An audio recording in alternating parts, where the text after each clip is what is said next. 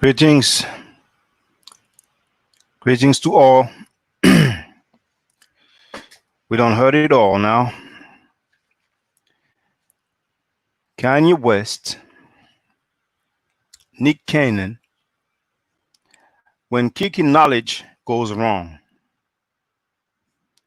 you might recognize this meme. The young generation might not know where this is coming from. It's from a very famous movie, and this is the part where one individual asks another one, "Are you trying to kick some knowledge?" But it wasn't a nice setting because he was robbing the dude. But that's a movie. Let me check that you can hear me first. Yes, you can. If you don't mind, hit that like button. Now, for those of you who are not aware, Kanye said publicly, it wasn't a private conversation, and apparently it was a speech made during his campaign. Apparently, he's campaigning to run for the presidency of the United States of America. So Kanye said that Harriet Tubman actually did not free the slaves, that she sent the slaves to work for some other white folks. Do any of you know about this? If someone is sent to work, if that person gets paid, then it's not slavery. If the person gets paid a low wage, then you can call it exploitation in a sense. But to say that she did not free the slave, that she did not free the slaves, let's read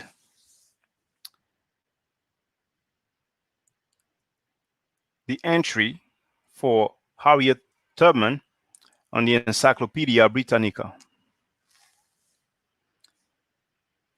She was born Araminta Ross, circa 1820. Bear with me 1 second.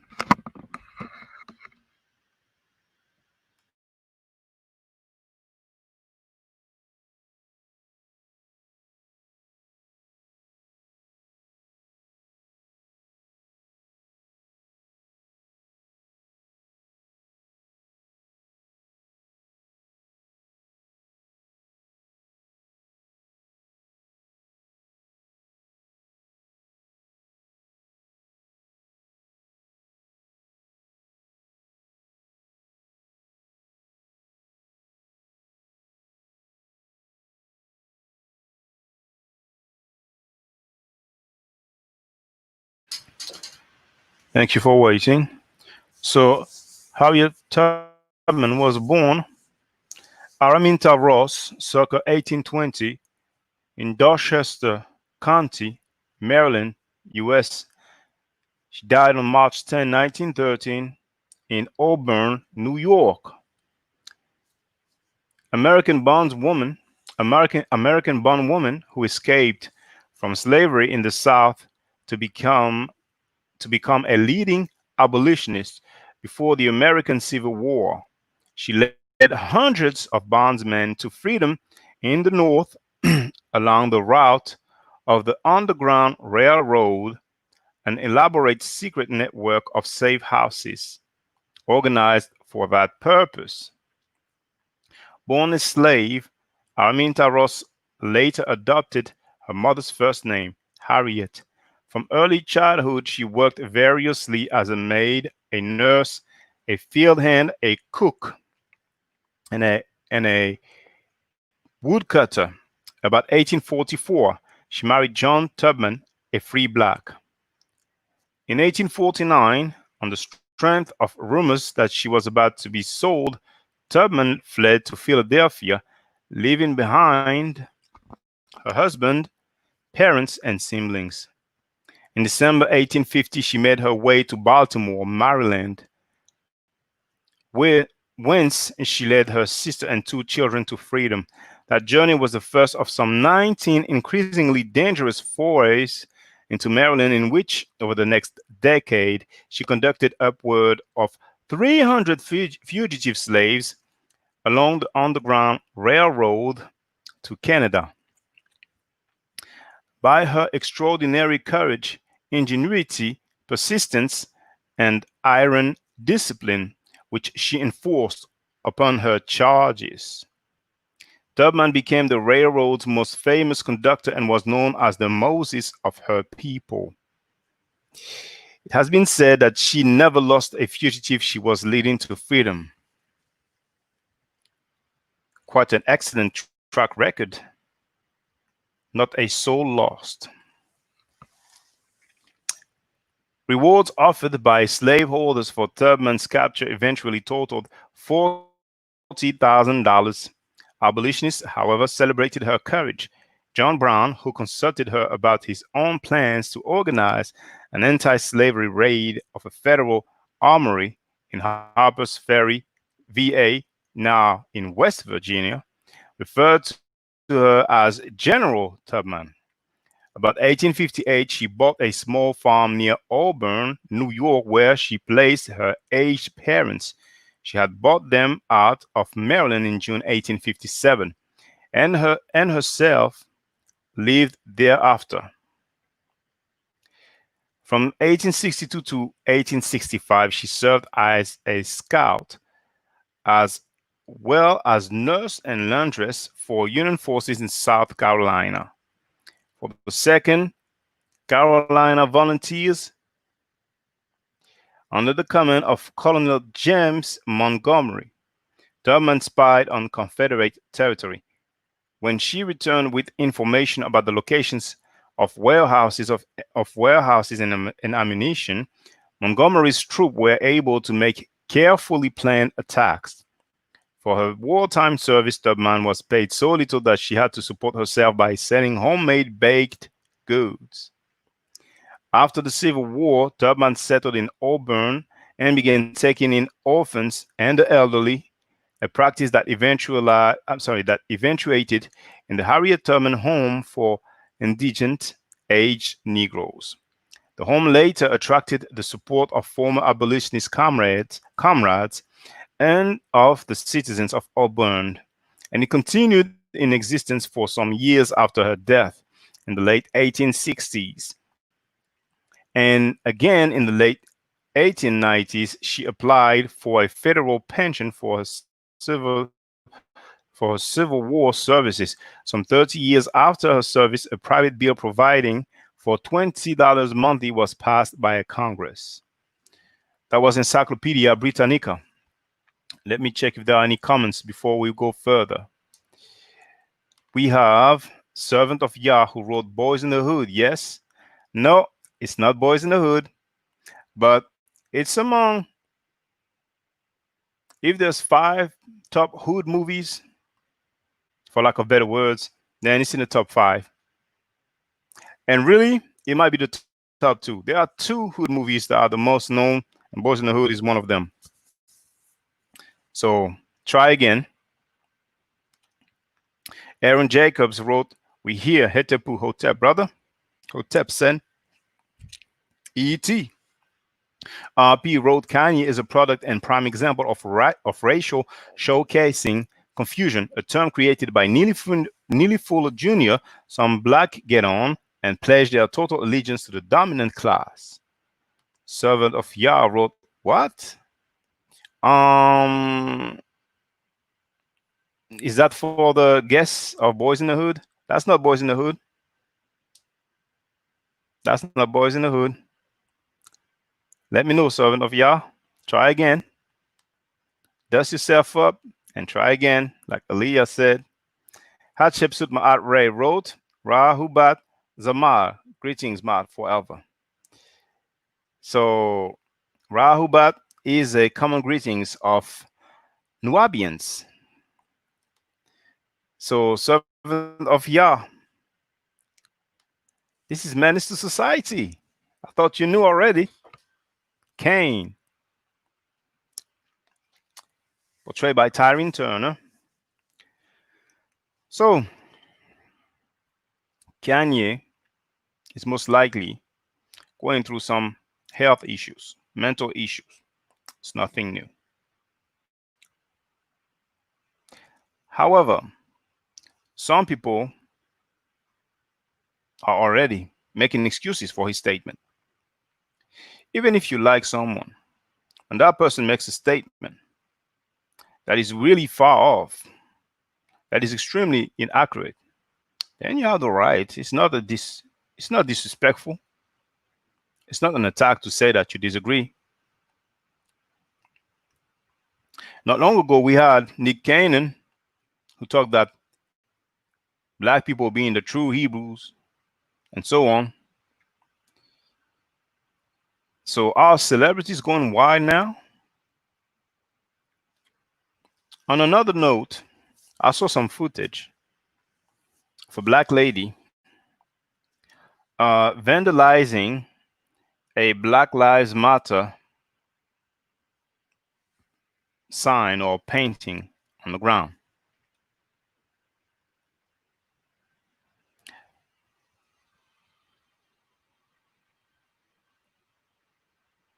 Does anyone know what she stands for? If she's part of a group or what she was saying? I saw the footage, but there was no audio. Either there was no audio or I just did not have the volume up, but I think there was no audio. Oh, yes, I recall now. There was a music on top of it. So I did not have the original audio. That surprises me. For someone to disagree with the Black Lives Matter movement, or even if it's not the movement, but what it stands for, because many people are talking about Black Lives Matter and even wearing the shirt or having the signs that say Black Lives Matter, but they are not necessarily part of the actual movement. There's a distinction between the movement, those people who came with that ideal or idea or movement, for lack of a better word, and the people who just want justice for the severe police brutality that's been going on for so many years. Of course, we hear people say all lives matter. Some say white lives matter, but let's keep it real. Do all people get unjustifiably killed by the police? We had cases where people were not even suspect in the first place. We had cases where people called the police, and when the police arrived at their house, for some strange reason, one person ended up dying. One time, there was a family who called the police because their son, who had some mental issues, was misbehaving. They shot him, they killed him. A lot of people will not mess with the police until they die. Can we say that this happens to all people? Statistics could be done.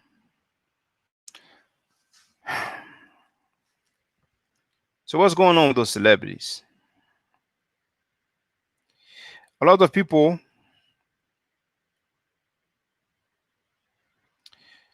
are really listening and following the celebrities. And it's cool to appreciate people, to support people.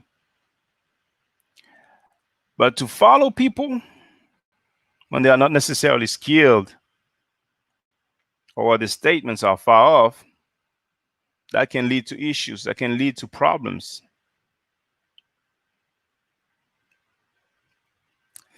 Now, we have people who teach that Africans are living a jungle life and that black people are cursed because we rebelled against God and we didn't have kinky hair before. But after we rebelled against God, that's when we had kinky hair. That's the essence of ugliness. Broad nose, thick lips, and kinky hair is the essence of ugliness.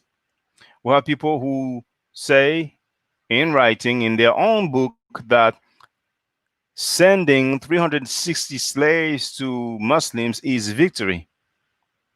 That's when you have the leverage. I wonder what happens if you don't have the leverage. So we have all kinds of crazy claims. You have Christian apologists in the conscious community who want to use theological biblical writings in order to prove the existence of Jesus, while at the same time um, diminishing the impact or the reality of the Kemetic writings, writings from ancient Egypt. RP wrote, BLM doesn't apply to Kanye. He's rich and married to a white person. Of course, he's against it. Hatshepsut Ma'at Ray wrote, Nick said the right thing. We cannot live in fear any longer. That's interesting. We differ in opinion. So, do you think, or do you believe, or is your stance that black people are the true Hebrews?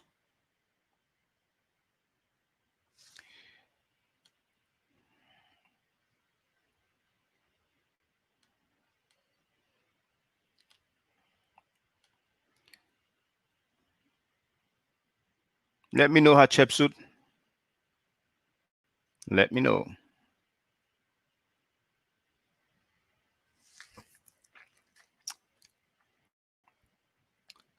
So, were the Canaanites black people as far as you're concerned? Around 1400 BC, 15 to 1300 BC? Is it your stance? Which is a popular stance amongst the so called conscious community. They have made over decades a strong effort at blackening biblical characters. Now, Hatshepsut Ma'at wrote, Yes, we are the original people on the planet. Now, I've heard that so many times. Asiatic black men say that all the time. That statement is loose, it's not precise. From 1500 BCE, that would be around the time period of Moses if he existed. And these issues of Hebrews, we could say that the main patriarchs of the Hebrews or the ancestor of the Hebrews is Abraham. If he existed, that was around 2000 BCE.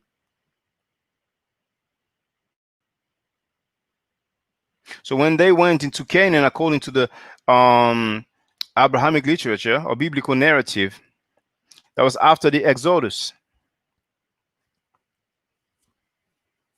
So to say we are the original people on the planet, that might be 60 million years ago, this type of date I don't deal with. That's cool to say that.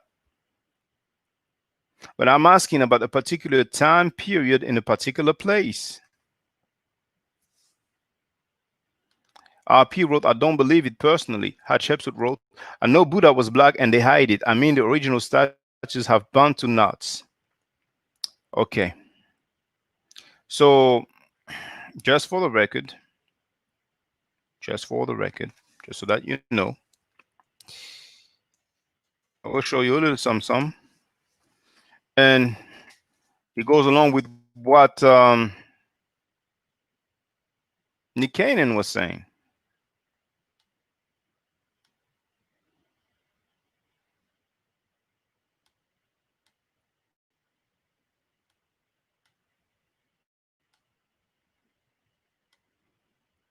This video right here is called Black Semite's Shocking Revelation. What you're looking at, dear sister Hatshepsut Ma'at Ray, this is an artifact called the Standard of Ur, dated about 2600 to 2400 BCE. This is 4,000 years old. And we see the Sumerians, the black-headed ones. We even have the king there, and you can look at them, what they look like. But that's not all. It's not all. Right there, we are looking at some Asiatic tribute bearers in two regions. You can look at them closely. And if you might think that those are black people because they appear to have a tan, let's look at them in contrast with the ancient Egyptians. Now, this book is called the Oxford Encyclopedia of Archaeology in the Near East.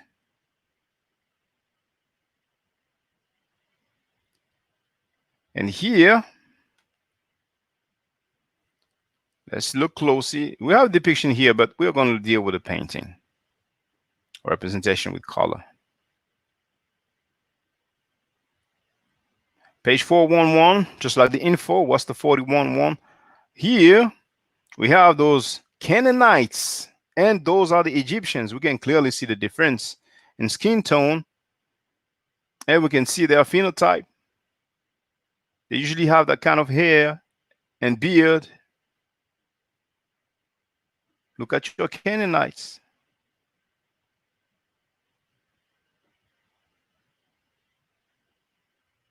And there are so many other depictions.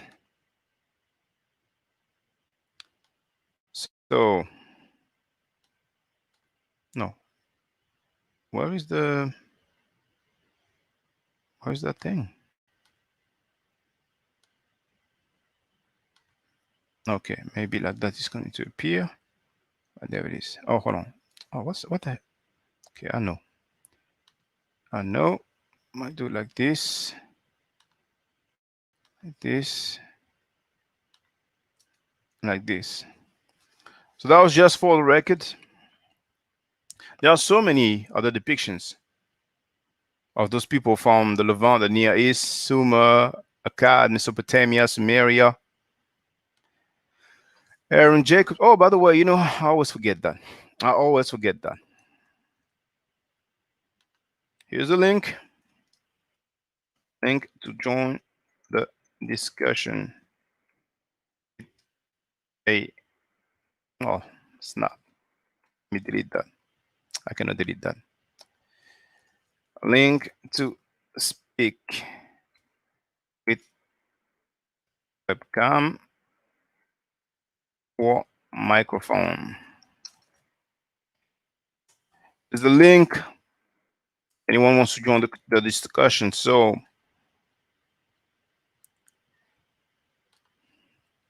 Aaron Jacobs wrote, their own scientists claim we are the only real human beings. RP wrote, now that I am inclined to believe. Aaron wrote, I agree, the other races are just mutations from the original man. Hatshepsut wrote, yes, some Persians will tell you their ancestors were black. Some, not all, will admit it. Well, when you say ancestors, what time period are you talking about? Because when it comes to the Persians as well, that video is called White Semites Black Awakening.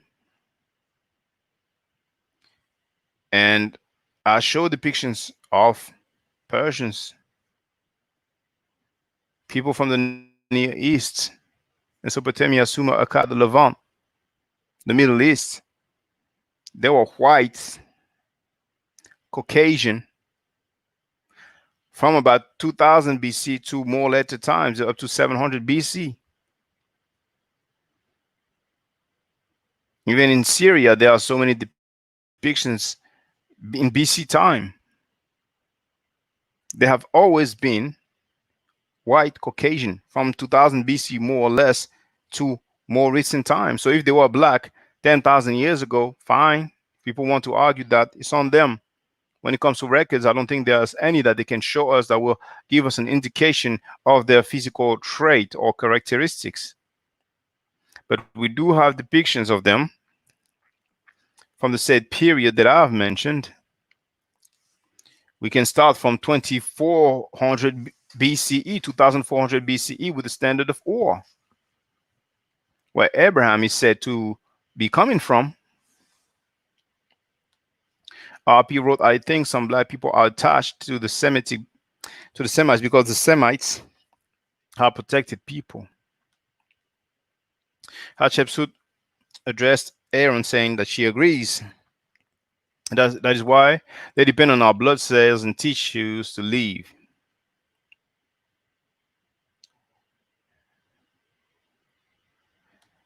And she also says that she agrees with Aaron's previous comment. Their own scientists claim we're the only real human beings. Is it not one or two that says that? This is not the consensus, is it? But what should we make out of all of this? What should we make out of all of these claims? Hmm? What is your take, brothers and sisters? How do you feel about that? Entertainers, athletes, celebrities who every now and then do some black talk and every now and then will say some real crazy stuff. Who are we supposed to listen to? And even amongst the conscious community, you have some people who will tell you that black means death. Africans are living a jungle life.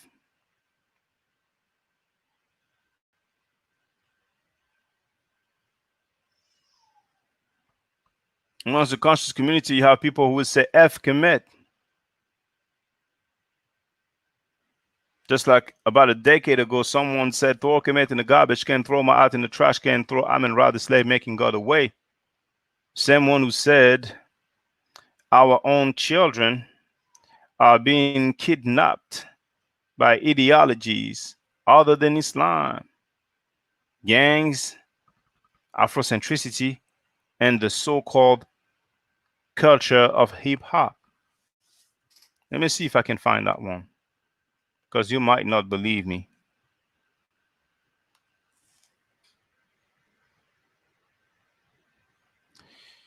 I should have it somewhere.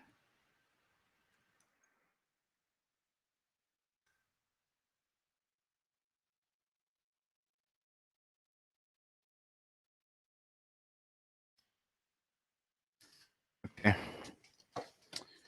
I'm gonna have to do some file transferring so you can hear it and you want to understand that you don't only have celebrities, artists, or entertainers that make weird claims. You also have so-called scholars, so-called doctors.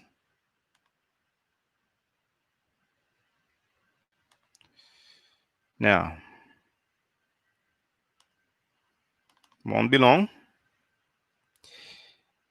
hmm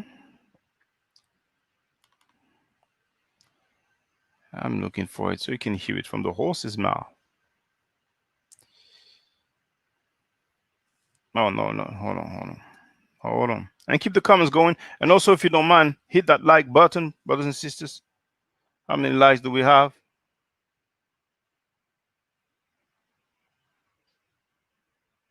7 likes. It's better than nothing, but I think we can do better than this. Don't you think so, brothers and sisters?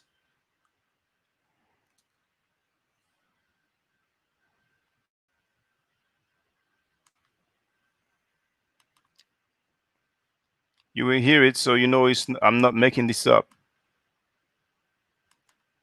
You will know that.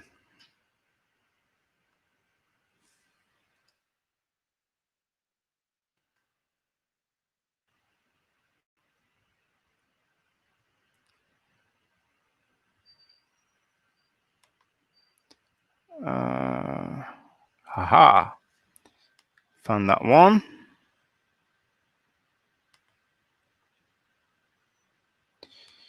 So you will hear it, brothers and sisters. You will. Oh, hold on. I have to check the size though, because I'm limited in size. So I don't want to disappoint. Okay, it should be okay. And what is the length? What is the length? Let me see. What's the length?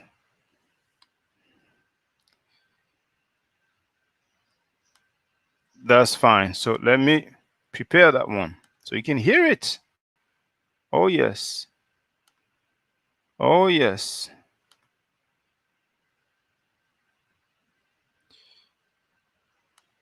It won't be long, brothers and sisters.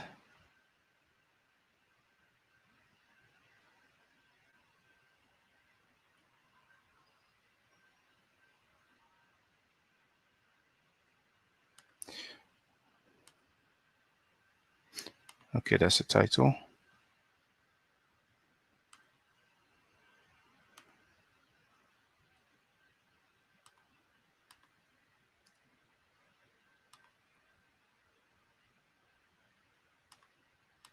Oh, my goodness. I have to convert the file. So I will go through the comments um, while the file is converting. It needs to be MP3 is WMV. So always want to want when you want to show something to someone that you go through these things, but I will come up with a solution. What's the name of that thing again? Hold on.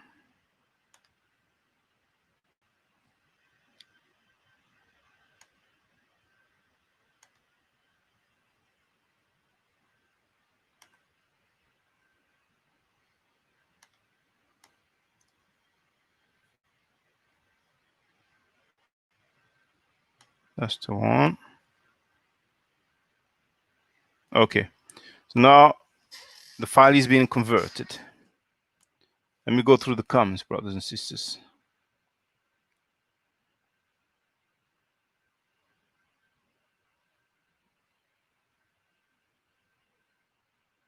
Inspired One has joined us.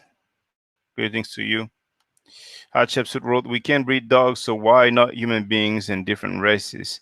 Let's use critical thinking skills. They have ligers in Atlanta, mix of tiger and lions." I don't know why that statement is made. RP wrote, "Confused people being given a microphone to further the confusion." Aaron wrote, "Why are these people in rulership? Why have they conquered so much land?" Servant of Yah wrote, "Division has been our downfall." South 12 wrote, "I don't think Mesopotamia, standard of ore, etc., should be considered the motherland of Semites. The term is mainly associated with Jews and Arabs of the Levant and Arabian Peninsula. No matter what term we use, whether it's Canaanites or Arabs, and that's why many times you hear me say along the Levant, Sumer, Akkad, Mesopotamia, Mesopotamia, Sumer, Akkad, the Levant, the Near East, the Middle East. That's why I say all those things because we're talking about some particular geographic location. So if someone wants to discard the term Semite, I can understand the logic in that. But I'm talking about the people who lived in those all those areas. Lagash, Iran, or Persia, no matter how people want to call those areas.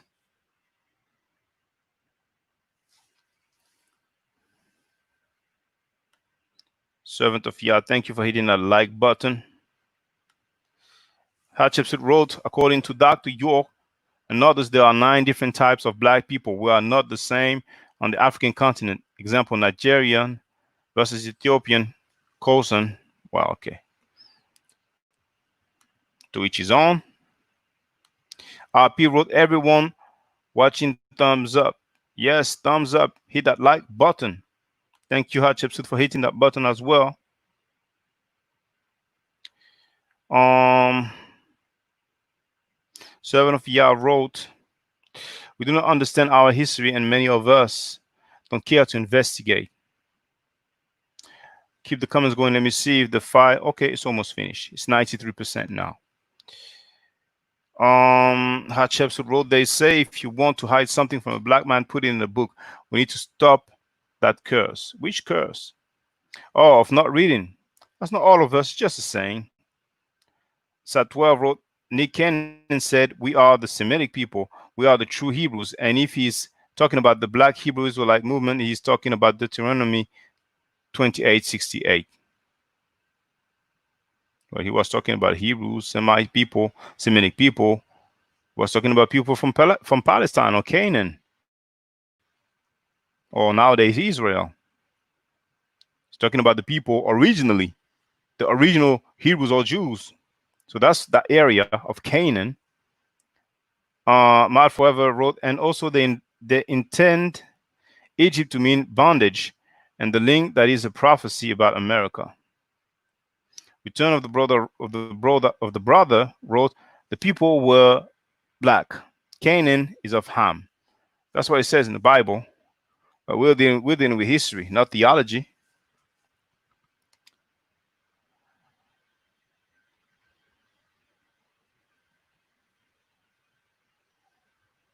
Uh, what's my file? What the heck? Is this a joke? I will use another online converter because that one has just made me waste time.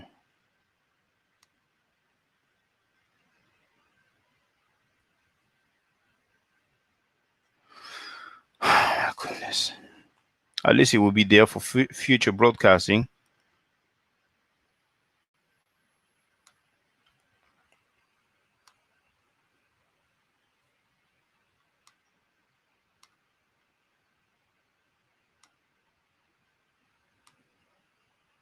I want it in MP4. Okay, convert now.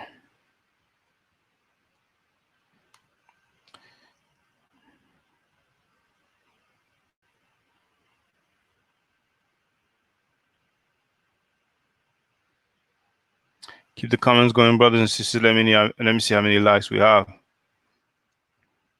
10 likes only? Oh, it is what it is. And one dislike. It's all good. It's all good. Return of the Brother wrote, Canaanite redemption showed them as black. That is not theology. Egyptian religion is. Well, religion is theology indeed. So it doesn't have to be Egyptian. It can be Arab, it can be European, it can be American, it can be Chinese, it can be Japanese. Religion is theology. What is this Canaanite renditions you're talking about? You mentioned that Canaanite rendition shows them as black. Can you please show us? Hatshepsut wrote, next time please have the title match the content. Did not know we were talking about ancient Persians. We're talking about when kicking knowledge goes wrong. And every time I'm doing a live streaming, anything goes. All conversations are welcome. Um, so we go with the flow of the conversation.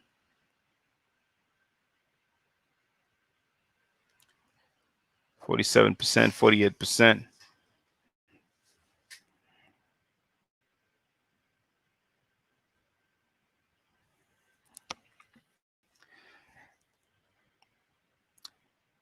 Hatshepsut is bouncing. Thank you. She will enjoy your show.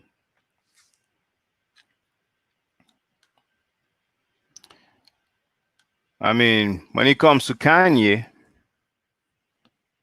we didn't have anybody saying that he was right and that they agree with him. So what else is it to talk about? Like I asked in the beginning, someone is aware of some evidence that Harriet Tubman sent slaves to work for some other white folks, then I would like to know about it. I'm not about to do a live stream for 2 hours saying, well, Kanye was wrong. Kanye lost his mind. I can't believe he said that. Kanye is not the only one. Kanye is not a PhD. Kanye is not a historian, but we have PhDs and historians who make claims that are even worse than what he said. Kanye didn't say that slavery is victory.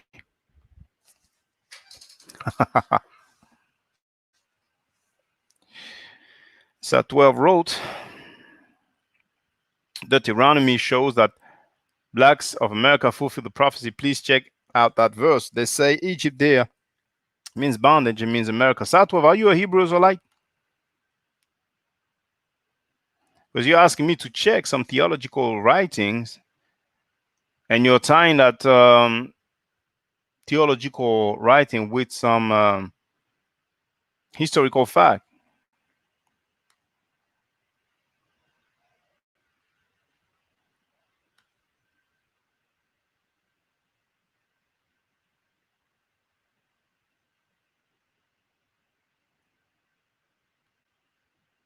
I'm going to show you something, all right, brothers and sisters. So, Sat 12, are you a Hebrew Israelite? Or are you just a Christian?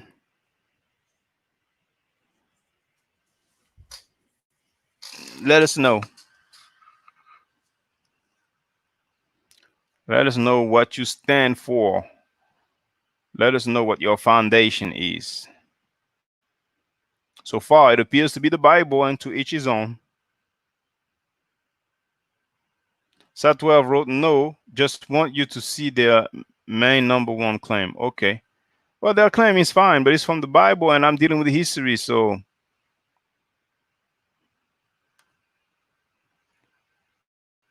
let me download this.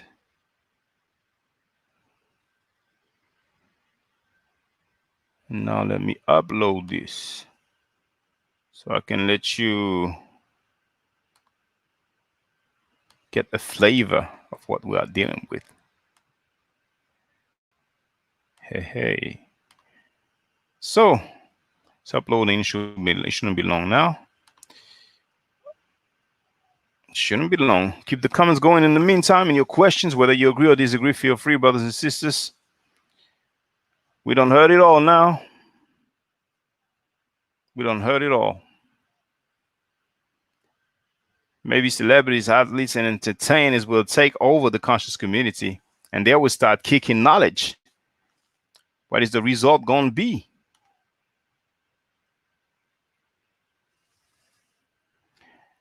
What are we going to do?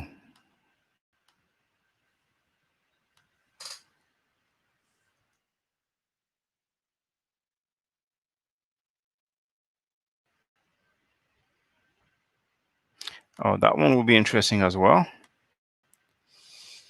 You have to hear it. You have to hear this one too.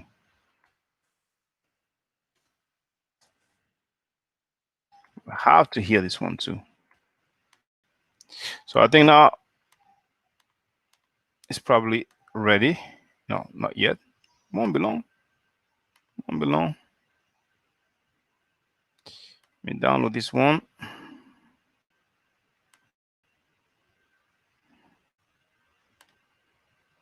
Okay. You will hear it, brothers and sisters. You will hear a PhD. You will hear a scholar. Not Kanye. You will hear it, brothers and sisters. It's worth the wait. It's a matter of seconds now. It's currently being processed and uploaded on that live stream platform. So it should be any second now. You will hear something, all right.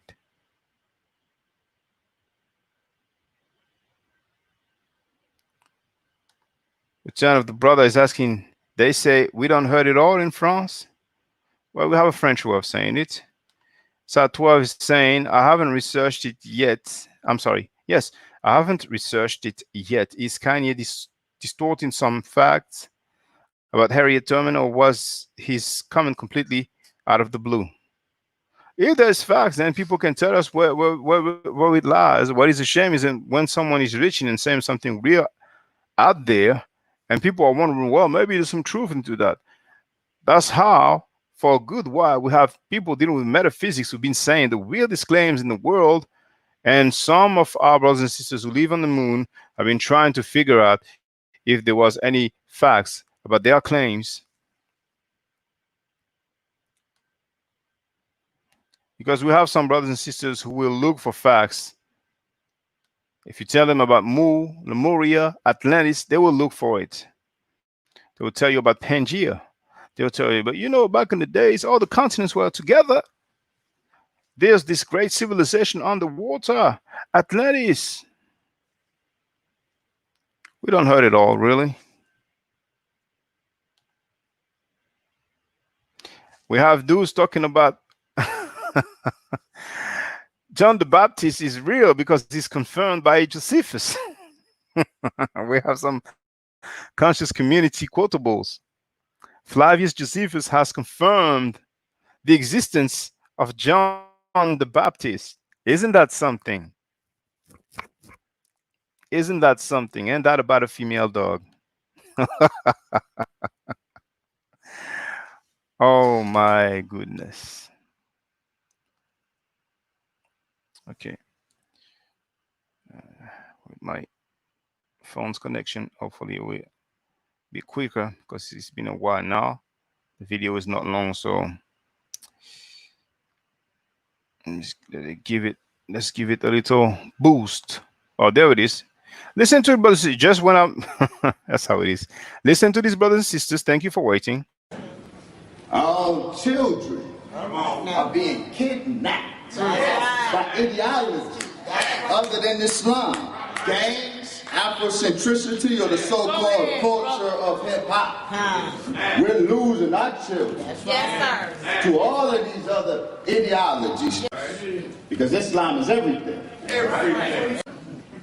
What about those days when the proofs, when the science, when the math give us trouble? I didn't say give Islam trouble. Islam is mathematics. Mathematics is Islam. Islam will never have problem with facts. That Adam, that black Adam, is God. That black Adam is Allah. So Abraham may or may not have existed. I don't know. Now, you've heard it from the horse's mouth. That's a PhD talking. Our children are being kidnapped by ideologies other than Islam, gangs, Afrocentricity, and the so-called culture of hip-hop. That's the dude who was proudly posing with many rappers. Gangs, I can understand if he says that, but Afrocentricity. Listen to it again. Our children are being kidnapped by ideology other than Islam. Gangs, Afrocentricity, or the so-called culture of hip-hop. So our children are being kidnapped by Afrocentricity. Now listen to this one now. I've referred to this one many times. Listen to it now. It will be. It will be important. Road chemist.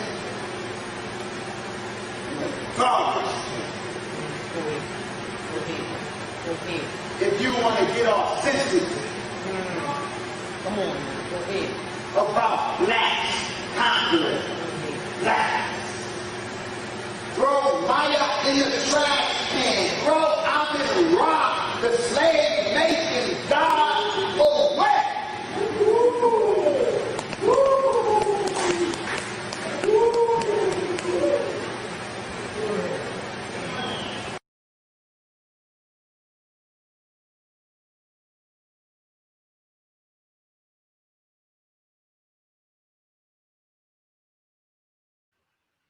You've heard a PhD saying, throw Kemet in the garbage can. Throw Ma'at in the trash can. Throw Amen Ra, the slave making God, away. Is it also another case of when kicking knowledge goes wrong? I don't think he's suffering from mental issues. He's not an entertainer. He's a PhD. And he purposely made those comments publicly It was not taken out of context. That's what he said. He meant that. He put a great emphasis on that. So many people will be quick on jumping on Nick Cannon over the falsehood that he spoke, while the Asiatic black man will support him to the fullest because what they do most of their days is to talk about Zionism while turning a blind eye on the slavery practiced by their cousins in the East. As a matter of fact, Farrakhan even once said, and it is filmed while he was on a radio broadcast, that there is no slavery in Sudan. He said that there was no slavery in Sudan. So the ginger weeds and all that, I guess that's propaganda. And Inspired One indeed wrote, Dr. Wesley believes milk is liquid gold. I've heard him saying that milk is liquid sunlight and milk is the food of the gods. So, besides Nick Cannon, many people will disagree with the statements that Kanye made and criticize Kanye for his statements. But what about these, for example? Is it legitimate or accepted when it comes from so called members of the conscious community?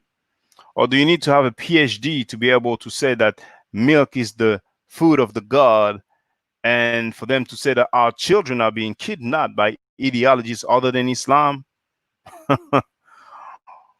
Or do you need to have a PhD in order to say, throw Kemet in the garbage can, throw my out in the trash can, throw I'm in rather slave making God away?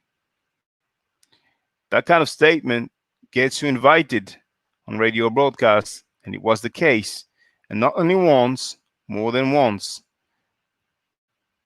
And those radio broadcasts were controlled by some so called Kemetic people. You will never see the other way around. You will never see someone making statements similar towards Islam and Muslims will invite that person once, then twice, with all the honor, appreciation, and respect in the world.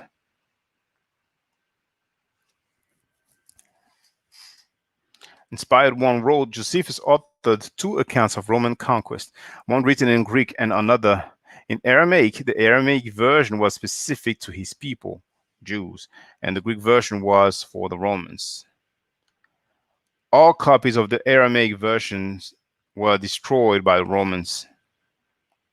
I wasn't aware of that claim. All right.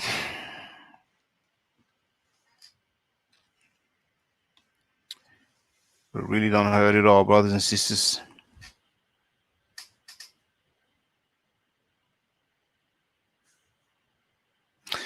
Do you have any cases of kicking knowledge going wrong?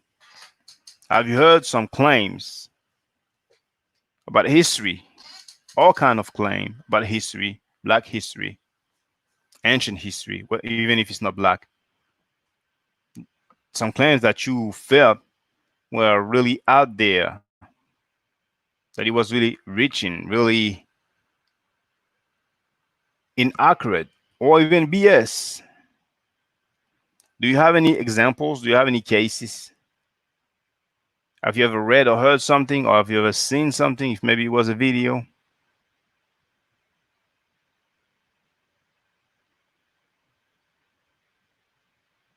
Now there was one coming from a Moor. I have it somewhere in my archive, but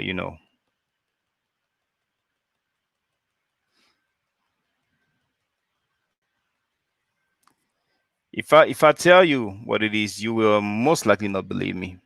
So I will refrain from saying so. I will refrain. I would just have to let you hear it.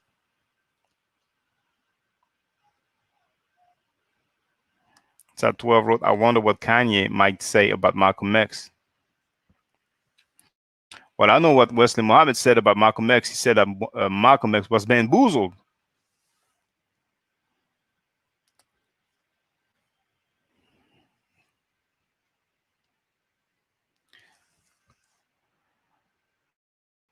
Inspired One wrote, the the Civil War was about states' rights.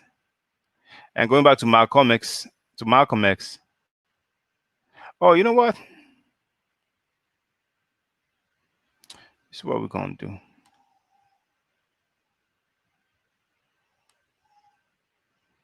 This is what we're gonna do.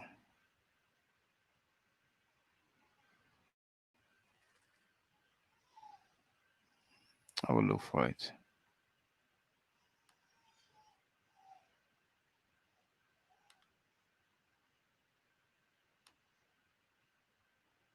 Close this one. Um,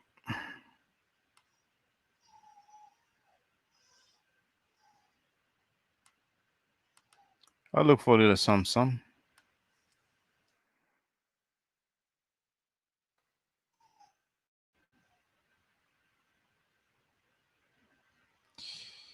I'll look for a little some.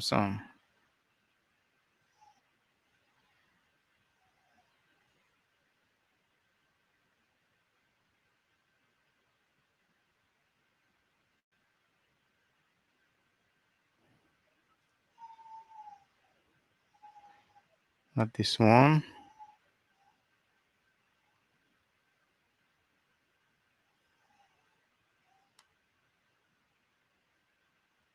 Keep the comments going in the meantime, and your questions if you have any. I want to share something. Um, where could it be? I have so many videos.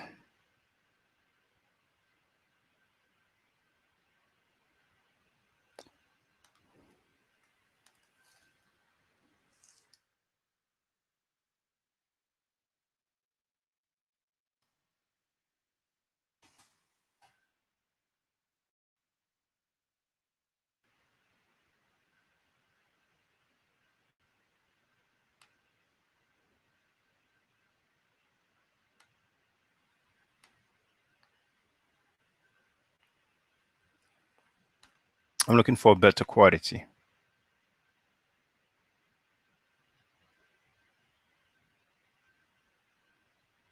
Yeah, that's better.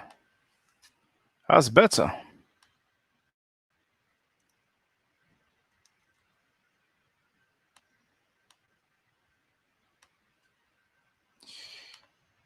Yes.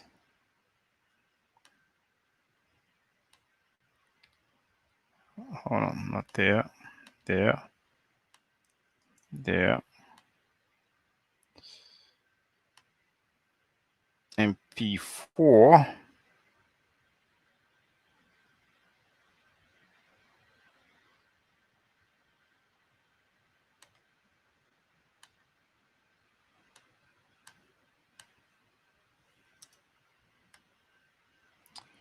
Hold on. Okay. We'll have to download it first then.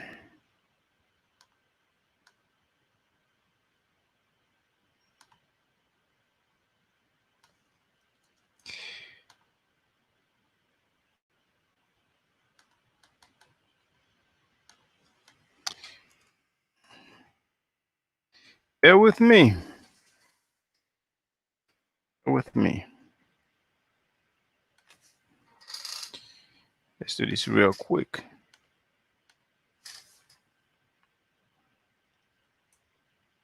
We'll see how some people get down.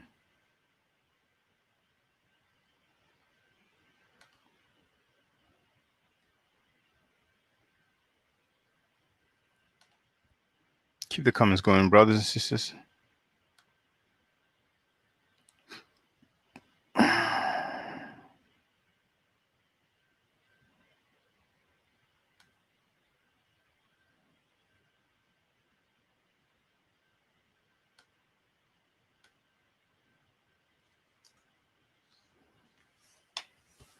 So it's uploading.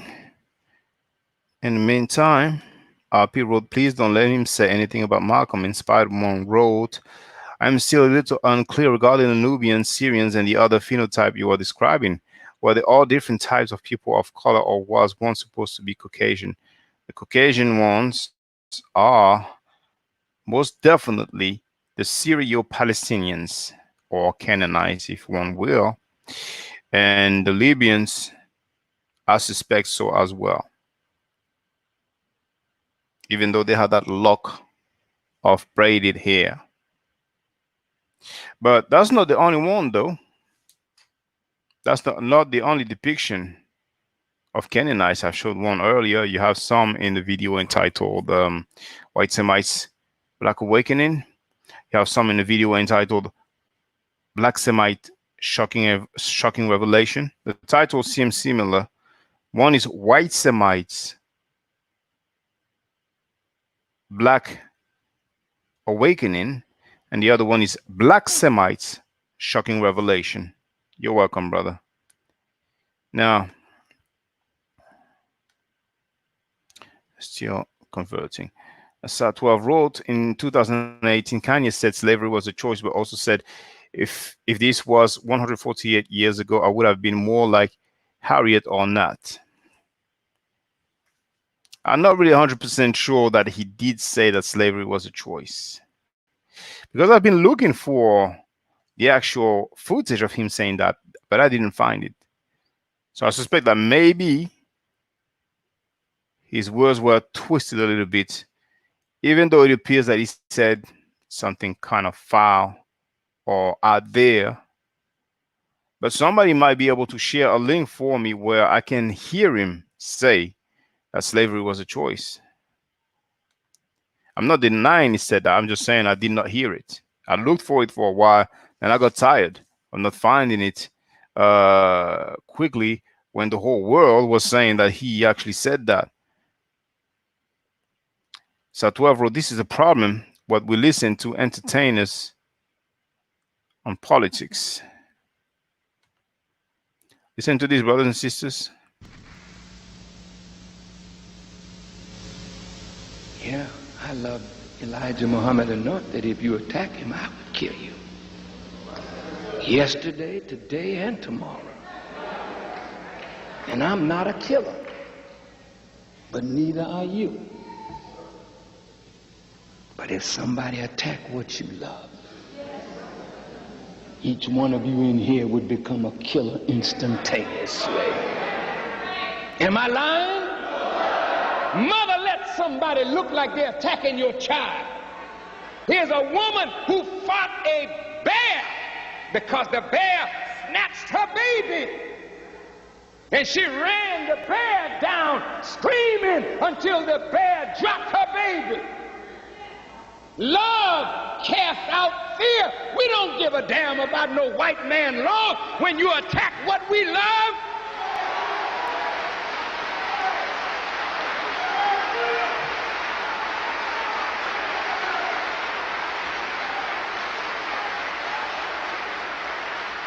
And frankly, it ain't none of your business. What have you got to say about it? Did you teach Malcolm? Did you make Malcolm? Did you clean up Malcolm? Did you put Malcolm out before the world?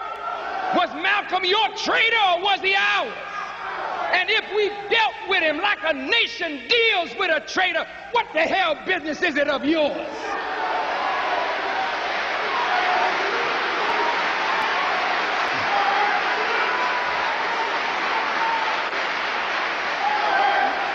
You just shut your mouth and stay out of it. Because in the future, we're going to become a nation. And the nation got to be able to deal with traitors and cutthroats and turncoats. The white man deals with his. The Jews deal. All right, all right. All right. I don't heard enough.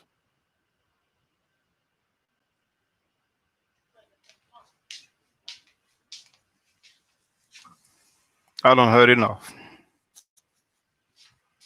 I don't heard enough. Now that some of you have heard. There's another one I'm sure you haven't heard. Those public statements, man.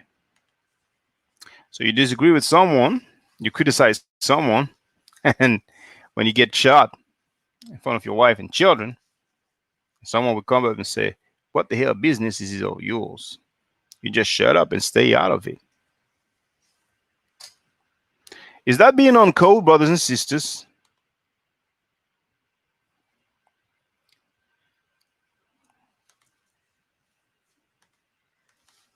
Is that being on code?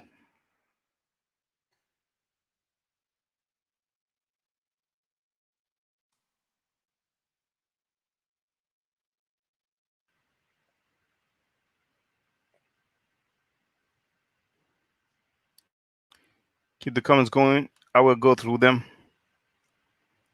There's one more thing I want to check.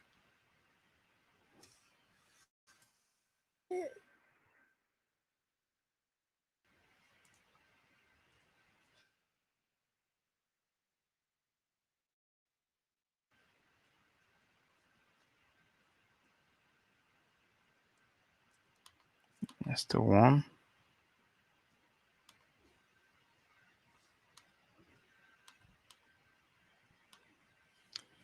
Now, let me just.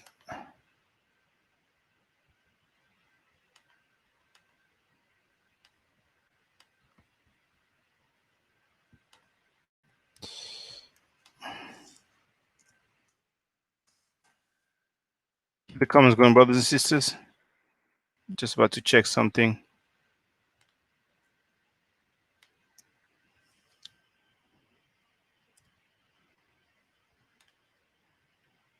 Just about to check something.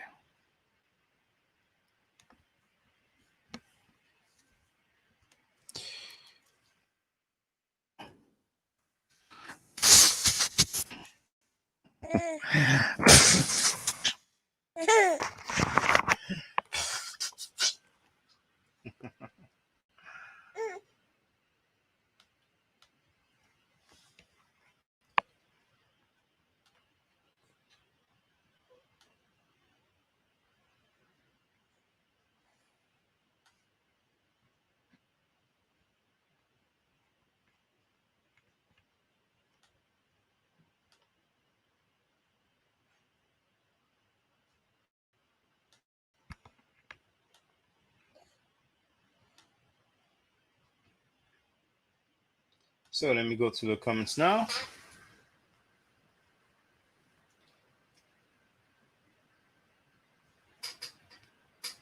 Shadi habari gani ndugu?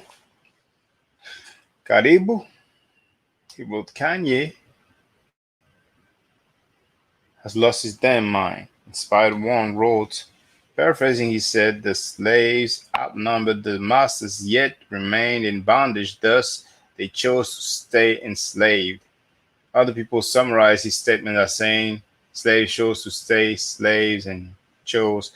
And you know, there was someone in the Pan African rapist and pedophile world, in the French Pan African rapist and pedophile world, who's also made some statement regarding slavery time, and he said, you are outnumbering those slave masters. Couldn't you just take the whip and strangle them with it? It's very easy to talk bad talk hundreds of years after slavery. But when it was on and popping, I would have loved to see those people put in work. So if that's what Kanye said, then I understand why they will put that headline. Slavery was a choice. John of the brother wrote, Farrakhan is a master mason. That is why he was so bold. Oh, Satwa shared that Kanye video. Let me have a look. Have a look.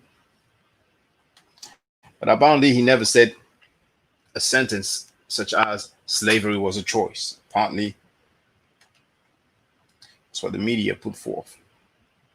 Don't forget to hit that like button, brothers and sisters.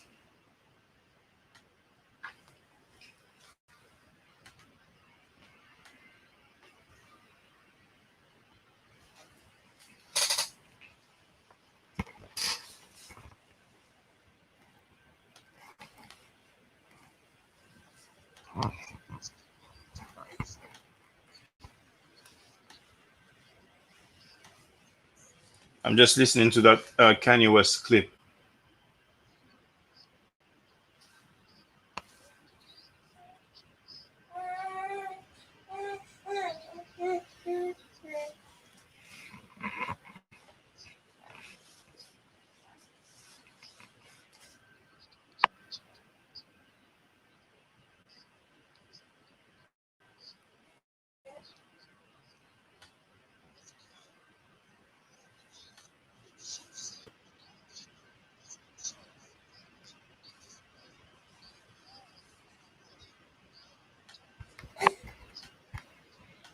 So Kanye said, "You hear about slavery for 400 years? For 400 years? That sounds like a choice. Like you were there for 400 years, and that's all of y'all." And then the rest, I can just skip over. The backlash was severe. Very easy when you're no longer there, because decades later, centuries later, some people might say, "Well, you had all this police brutality, and it's all of y'all." That sounds like a choice. It wouldn't be fair. But he got the backlash because of that.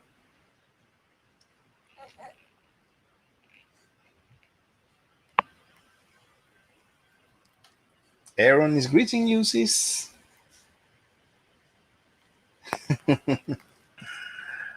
Michael Nowak wrote, "I know this man does not talk this black stuff while he has a white baby." Colorism.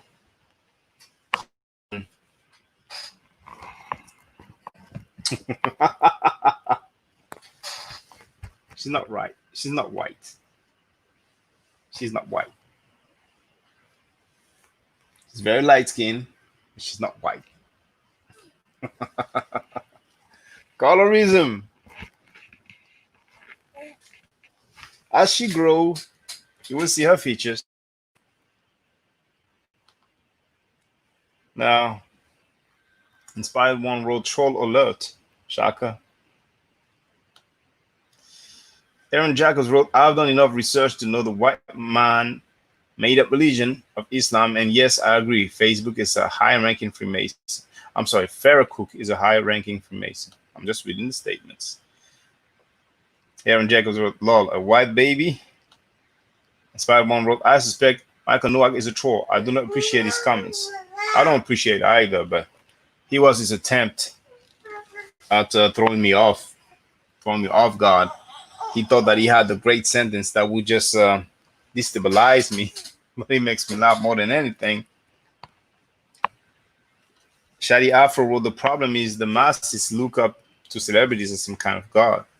Oh, they're really looking up to celebrities. Indeed, they are.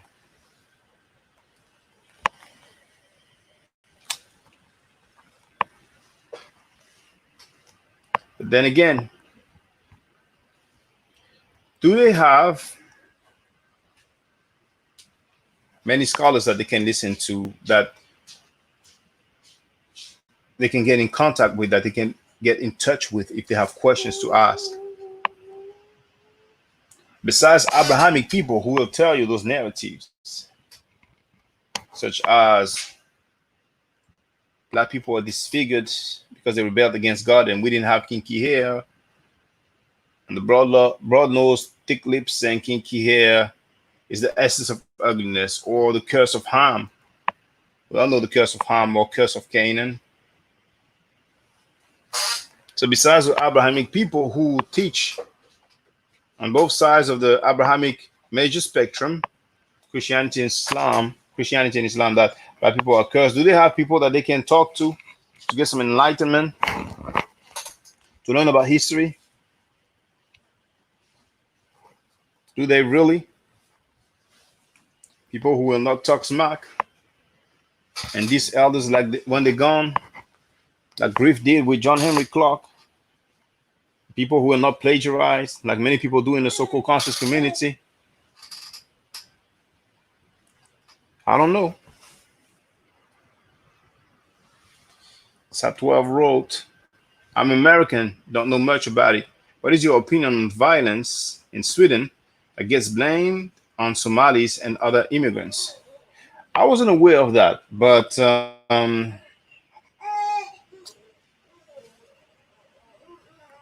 usually violence is blamed on minorities.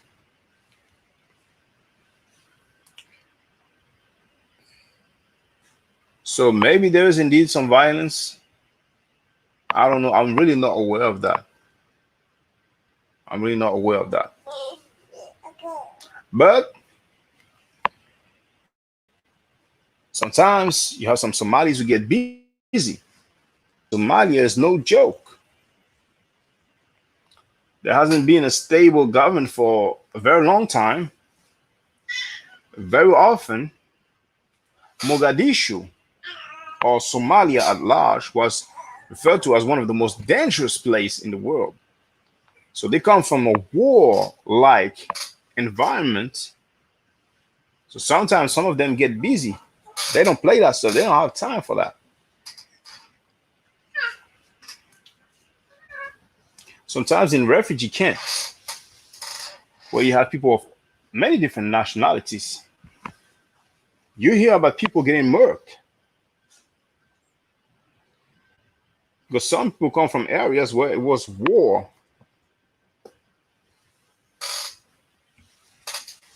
And some of them are quick to murk. They murk someone with a quickness.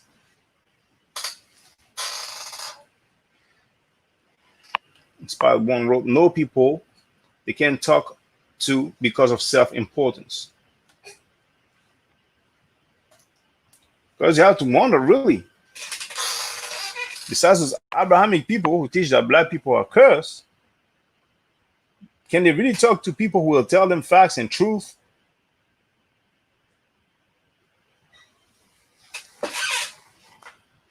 People who will not teach them that John the Baptist is real because he was confirmed by Flavius Josephus, another kind of mess. That some conscious community members or affiliated, some conscious community members or affiliate do say, who can they turn to for knowledge?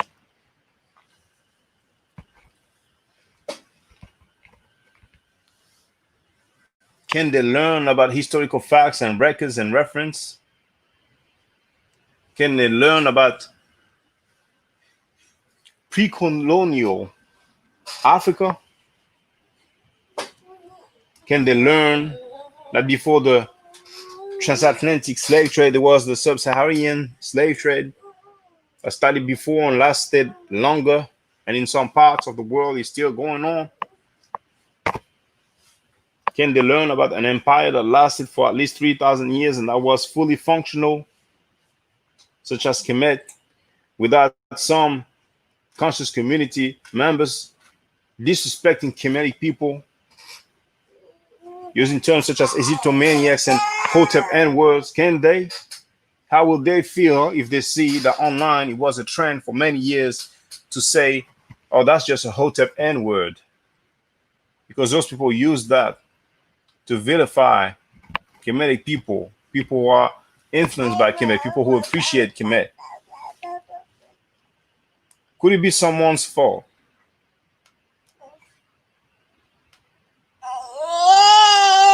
Whose fault could it be? Who are the fence riders? Who allowed those people to say those things? Who allowed a PhD to say, throw Kemet in the garbage can, throw my out in the trash can, throw Amin Ra the slave making go away? Throw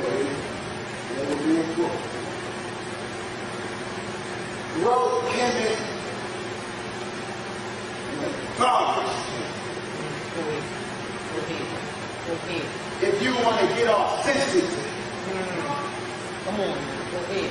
about blacks, conquering blacks, throw Maya in the trash can, throw Amin Ra, the slave making God, away.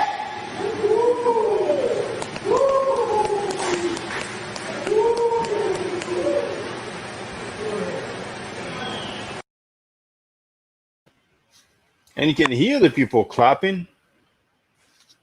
You can hear the people clapping. Michael Noah wrote, Canaanites and original Semites are much darker than you and your family. No offense. Well, show and prove, Michael Noah. Show and prove.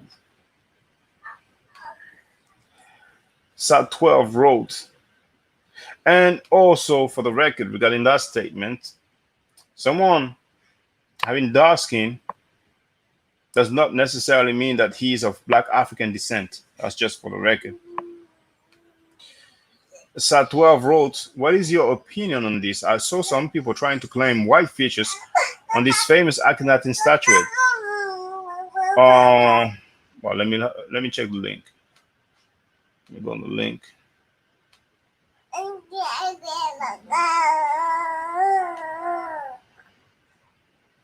Let me check the link.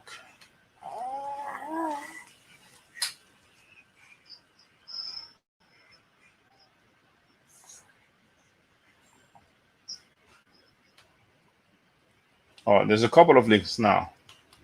So the first one, oh, well, I'm not surprised that they will claim white feature on this one. Let me see the other one. Well, they are both the same. They are both the same. But we have other depictions of Akhenaten. Is it not moving? Is it stuck? Oh, it's because I paused it, didn't I? Oh, yes, I paused it. We have others. Now, if I do a quick search, I don't know if I will find one on my channel. But I should do.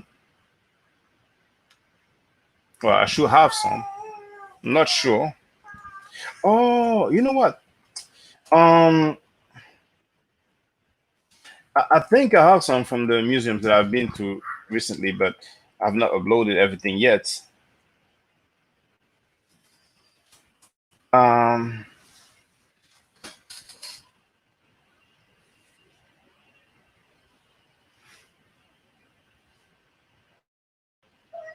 Maybe it's one. That's the Ashmolean Museum in Oxford, England.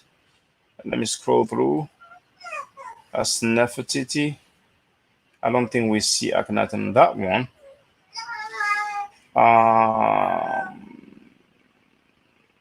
Nefertiti, Ashmolean Museum.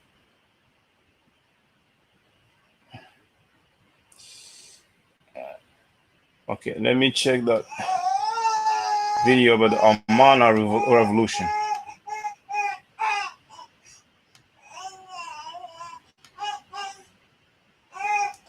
We have writings, but we don't have depictions. So, but I think if it's not Akhenaten, then it will be Tutankhamun. But those videos will be there soon. You have noticed I am uploading about one a day at least. So we will see. Now, Sat 12 wrote, I don't know if it's really him, but Michael Nowak is Brother Polite's given name. I'm aware of that, but I really don't think that is him. It's just someone using his name. You know. And so, hold on. Brothers and sisters, listen to this. Listen to this. Malcolm didn't know what he was playing with. No, he didn't. He didn't know what he was playing with. You don't jump up against a divine messenger of God like he did. He asked to die. He said, what if we did? Have you ever seen a leader scandalized like Malcolm scandalized Muhammad? Have you ever heard of anything like that? Don't you know if you scandalize a man who's loved and honored by the people, what are you asking for? You're asking for death. And he got what he asked for. And those who killed him, they weren't sneaking behind no damn counter. They came in the place where the man was preaching and killed him in front of his own followers. That's fearless men.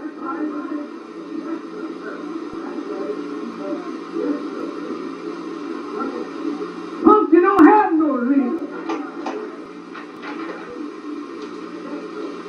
Nothing about him while he was alive and no less about him now that he's dead.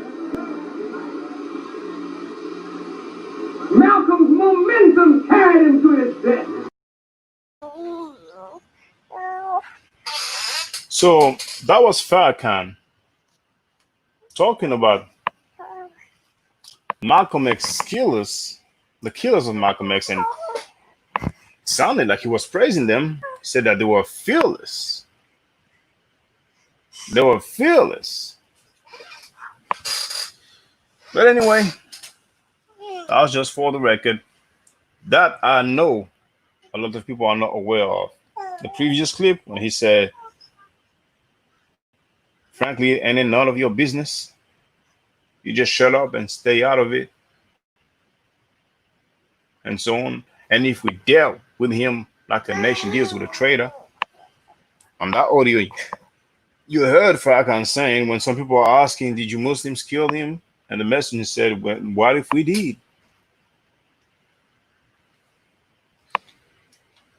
That's being on code, according to Pan Africans in the conscious community. That's being on code.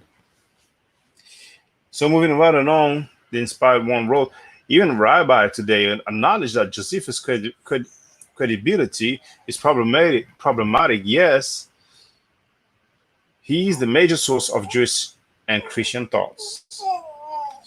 Josephus betrayed his own Jewish people to carry favor with the Romans. South 12 says that it's buffering. Is it still buffering? How is the connection? Oh, let me listen to it myself. So I'll find out if it's me. Let's see. How is it? Find out if it's me. 1 2 1 2.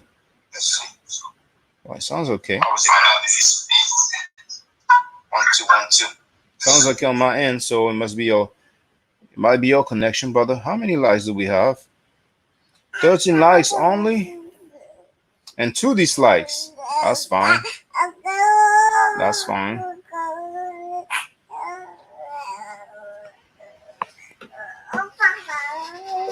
Inspired one road connection is good, but buffering some. So now, brothers and sisters, we've been on for an hour and a half. So let's do a last call by sending the invite link. See if someone wants to add his or her 2 cents. Feel free if you want to. The link is in the chat.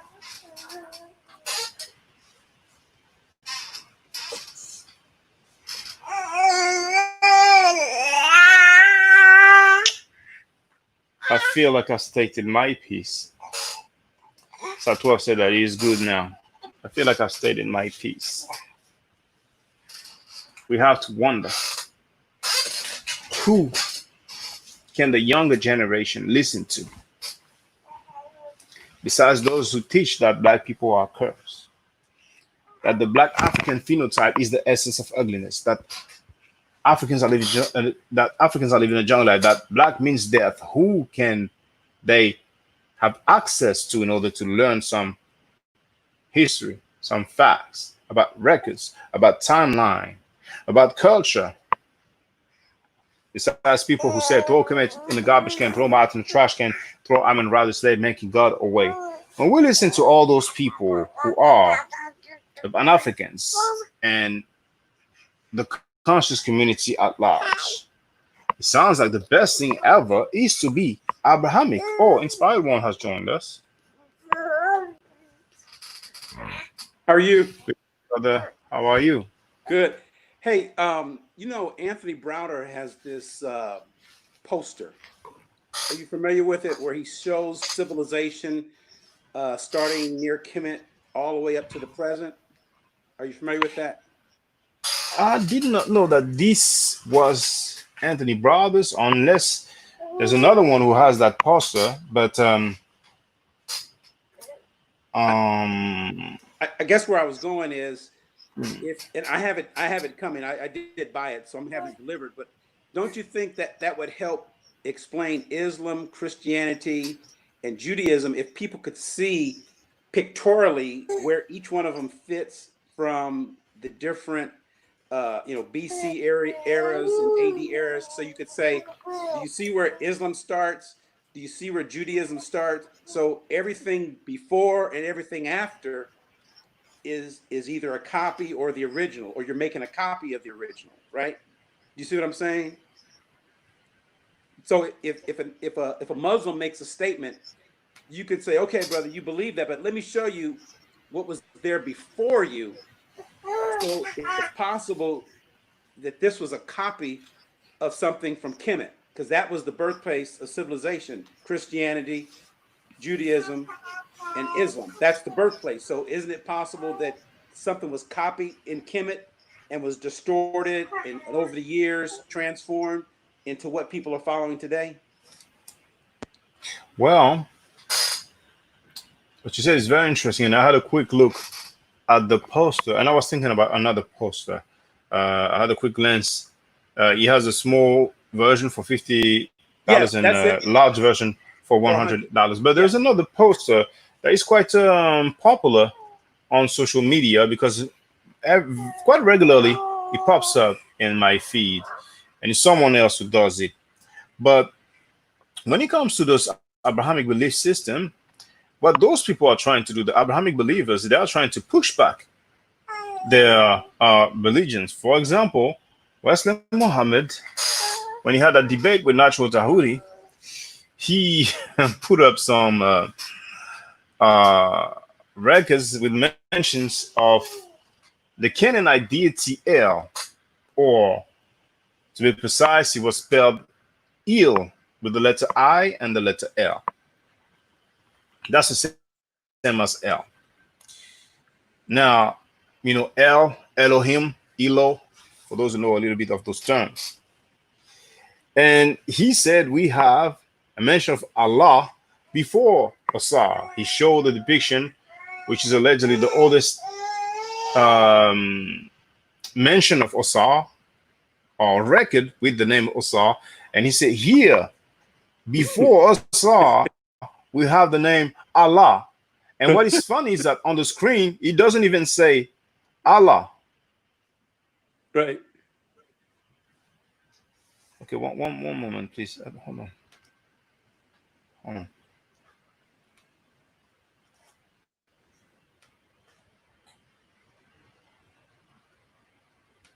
Okay.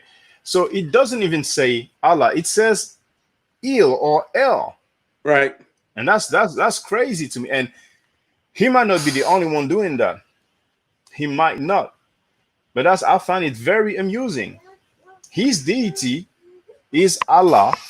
Allah being the contraction of Al and La, literally meaning the God. And since he cannot find any record, any mention of that deity in remote time, then he goes and pick the Canaanite supreme deity or major deity El. So Hmm. they will always have new tricks under their sleeves. Well, won't it? And like I said, I know Anthony Browder is doing that dig of the 25th dynasty, right? So when he talks about the pyramid text, isn't he basically saying Kemet, people from Kemet did not write things down in books and papyrus? They wrote it on stone on walls, right? I'm sorry, come again, please, regarding the pyramid So, text. so when we talk about the pyramid text, we're talking about the history of Kemet is written on pyramid walls. They're etched in the Yes. walls, right? Hmm. So it would think that if someone tried to create a version that was counter to that, wouldn't they have to be able to point to it on the pyramid text? Like, here's where it comes before Osar or Aset or Heru, right? And I'm not aware of anyone that's found pyramid texts that can back up their claims. So if he's saying that Allah came before Asar, I'll accept it. Show me on the pyramid text. Show me where the hieroglyphics say that, and then I will defer to it. Well, that's not something that we will expect to find. We will not expect to find on the pyramid text any mention that it was there before Allah. But the main thing is that whenever someone makes a claim, then you just have to substantiate it.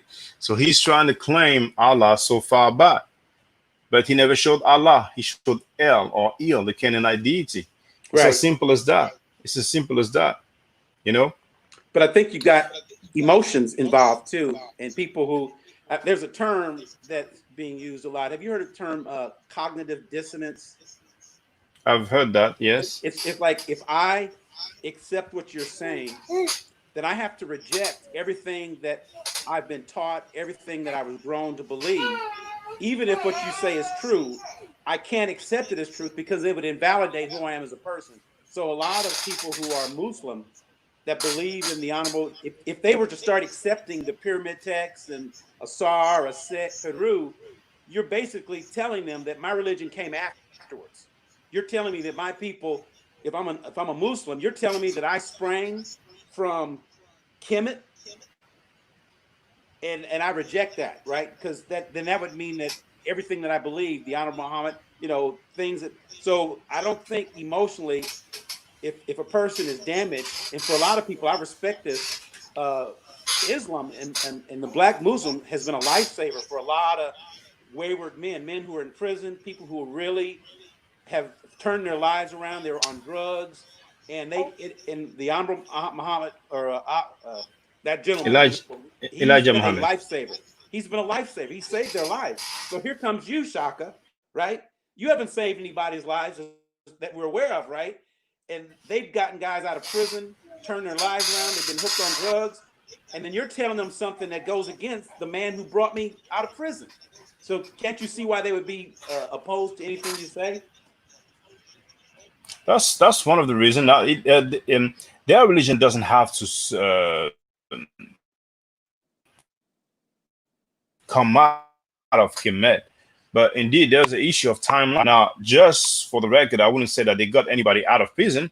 They probably kept people out of prison, but I don't think they You know got what I people mean? out of prison. Yeah. But yes, I know what you mean. And Yeah. for some other people, he was Christianity or meditation or yoga or Yeah. atheism or sport or weightlifting, to each his own. Yeah. But the thing is that people don't have to accept the pyramid text. They don't have to embrace it. But when it comes to facts, if we deny the facts, if we deny chronology, then we have a problem. Right. And Wesley Muhammad, for example, by trying to show Allah before Osar, he's denying chronology, at least as far as the data allows us to say. If there was a record that mentions Allah before Osar, or even if it's not before Osar, but if it's like, let's say, I don't know, 1500 BC, he would have gladly showed us, Right. But that is missing. That type of record is lacking. Well, I think the thing that Wesley has in his favor is he's very articulate. He has a very deliberate delivery in his speech pattern. He's boring as hell. Well, He's just but boring as think about hell. it. But I mean, it sounds very scholarly, right? It sounds because Well, he doesn't grin, he doesn't smile. the vocabulary, Yeah. the vocabulary, and I'm sorry to kind of No, cut you off, but the Nation of Islam members, they have that way of talking. They Yeah. have that way of talking, like Eric Muhammad does, and really putting emphasis on words. I mean, anybody could do that, really. I mean, well, I very could few speak people have like that. that just to let everybody understand that I really mean what I say. Do you, brothers and sisters? I want you to listen to me good now. I mean, everybody get that's theatrics. That's I'm theatrics. gonna push back. The thing that people are the most fearful of is speaking in public. No joke. Most people would rather go into a burning building than speak in front of a group of thousands of people. So what I'm saying is, It's there true. are very few It's not people up to everyone. Yes. who are articulate that can It's deliver a true. message to a large mass in a consistent way, even true. if what they say true. is misguided. It's true. I agree. That's it. He's Not got everybody a can great do style. it. Yes. Wow. Okay. It's I wouldn't. effective. I wouldn't say that, but he can. Indeed, I mean, he has a PhD Yeah. in teaching at the university, and Yeah. it is what it is. And he has, I mean, it's not difficult when you have a doctrine that many people adhere to, Yep. because when you have many people who adhere to your doctrine, it's just like the pastors.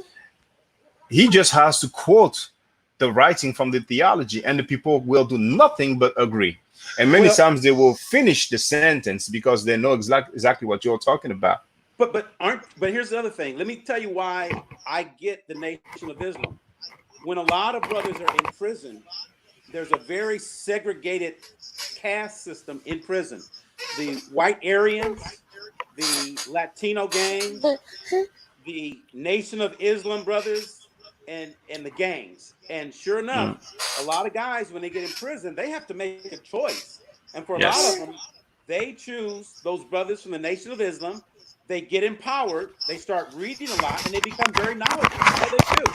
And so when they get out, you can't help but admire a religion that saved you while you were in prison. Well, save, that's a strong word to me. I mean, that's how a lot of them Maybe they feel. got protection. That's how they feels fine. But once again, for others it was Christianity. For others it was weightlifting. For others it was gang as well. Right. Because some people see gangs as strictly a group of criminals. Other people see it as a family. Exactly. Gangs are deep in prison. Yep. If you are a member of a gang, then to some extent you will get some protection, but in return you will have to put in work. And and, That's the other and side of it. perfect segue. I was raised Roman Catholic, and that Mm. is the biggest gang that was ever built. And Let's not go brother, off from that. the thing is that, let's say one brother goes to prison and he meets NOI members and he becomes a follower of the teachings of Elijah Muhammad. That's good for him if he loves it, and if he does good, if he doesn't hurt people, that's a good thing. But that does not give him the right, or let's say that is not a reason to invalidate history. That is not Well, a reason to vilify Kemet, well, like Western Muhammad did. I know people who in Bible study have never heard of the city of Kemet, but Mm, they are the country. followers of Christianity, and they pay 10% of their income every month, Yeah, and they help the pastor get a $60 million airplane. yeah. Uh, you know what? I don't know what to say about that. It's numbers, they are numerous. You see, the Nation of Islam members, they have this advantage of riding the fence. When they're amongst themselves, is that black Islam, that black talk. When they're among Orthodox Muslim, yeah, brother, it's the Sunnah. We all in the same. It's the Ummah. Sorry, it's the Ummah. We all in the same. We all Muslim brothers and stuff like that. So, and besides, I mean, if people want to find reasons why it was successful, Malcolm X is one of the greatest tools for the success of the Nation of Islam. Then Muhammad Ali was a Oh yeah, very key asset that's it. because he was the champion of the world, and he Yep, was outspoken, and he and a was hero, funny. and a He hero. was, yes, and he refused to go to war, and many people admired that. He was stripped of his title, but later on he got his title back. Yep. Now, besides that, what a lot of people don't know is that the Nation of Islam received millions of dollars from Gaddafi, from Libya. So, with millions of dollars back in the 70s, you can do a whole lot. You can do a mighty Yep. lot. And that was Yep. in the 70s. And later on, they received further millions of dollars. I made a video about that. The Nation of Islam themselves say that on their own website. If I'm not mistaken, it was on the final call. But people can scroll through my video. So, um, Can you see the this? number, Can you see yes. this? Muhammad Ali, world champ, 1965. He gave it to me. I walked up to him in 1965 as a child in Louisville, Kentucky, and my mom and my uncle knew he was coming out of a back alley in a mosque, and they pushed me out the car, and they gave me the paper and pencil, and I gave it to him. He signed it, didn't say one word to me, and just kept walking. I still got it. That's so beautiful, brother. Yeah. That's a collectible. It must be worth so much. Yeah, I mean, Must be a I got it physically, so it's one of those things where it's not a copy. I remember yes, it it's as not a copy. child getting it, so he was a Mm. hero, definitely. Oh yes, oh Yeah. yes. So, but yes, some people will be drinking and doing foul stuff, and then they will uh, give their life to the Lord, and it might be Christianity, or for some it might be Judaism, so some it might be Buddhism or Hinduism. But yet, when it comes to the historical discourse, to history, if they want to push their belief system so far back, so be it. But can they show and prove? That's the thing. Another thing as well, it might have worked for you. You were in jail, you had protection, you were drinking, and you're no longer drinking. You're a better man, good for you. But that does not erase 1400 years of slavery. And furthermore, let's say I get into Hinduism. It would not be fair for me to say, well, Hinduism, that's a black man's religion. Black people started that thing, and that's what they are doing. It worked Yeah. for you, yes, but don't push it. Don't reach and try to say Well, that Islam is a black man's religion. Even their prophet, he's described as a white man in their literature, notably Sahih Bukhari, and we even have mention of the black slaves of Prophet Muhammad. So well, I that's think that's my thing. it's Yes, emotional. It's emotional, and you know that there are yes. wars fought over this. And the thing is, uh, there are literalists, people who read words literally, and that's what you're up against. Because I was talking to a gentleman, and we were talking about the Bible, and he said, "Now you know that God created woman from the rib of Adam." And so at first I thought he was talking like in parables or stories or allegories. And he said, no, no, no, no, no. That's how woman was created. If you look to your right side, you'll see that there's a little space where your rib is. That's where God took the rib from Adam and created woman. And I thought he was joking at first, and then I realized he's serious. He literally believes that woman was created from the rib from a man named Adam. So, I mean, how is that possible? But he's a smart guy. He's smart, That's and he belief. believes that. That's belief. I mean, James Cameron is smart as well. He has produced many successful movies. He has to be intelligent to have achieved all of that during his life. But his documentary, I can't remember if it's called Exodus Decoded. I don't know if any have seen it, but I it's have, full of hypotheses, and it even becomes humoristic to me. But I guess it was kind of a flop. I guess it was kind of a flop, and it's not hard to understand why. But you see, for some people to believe literally in their religious writing, that's one thing. But if you take the NOR, for example, now they will believe in the Quran. They will believe that the Quran is the word of God. But they also have those teachings of Elijah Muhammad, and many of them just do not match with the Quran. right, So those people have double allegiance at least, because there's also the Freemasonry. right. Elijah Muhammad was a Mason. Yep, Khalid Abdul Muhammad was a Mason. yep, Farkan haven't said that he is, but he received Masonic titles, including the Master Mason title. yep, yep, So, in the Quran, it says in chapter 1112 that Allah is not begotten and he begets not. He begets not, nor is he begotten. But the nation of Islam teaches that Allah came in the person of Father Muhammad, and we are told about the name of his father and his mother. So that alone is a huge contradiction. That's what Muslims call shirk.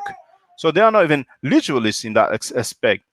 They are reaching and try to hold on to everything and anything at the same time. For example, it went as far that same guy, Wesley Muhammad, who said, "Throw him in the garbage can, throw him out in the trash can, throw." I mean, rather say making God away, like I've shown earlier. If people haven't seen that, then they can go back when the live stream will be published.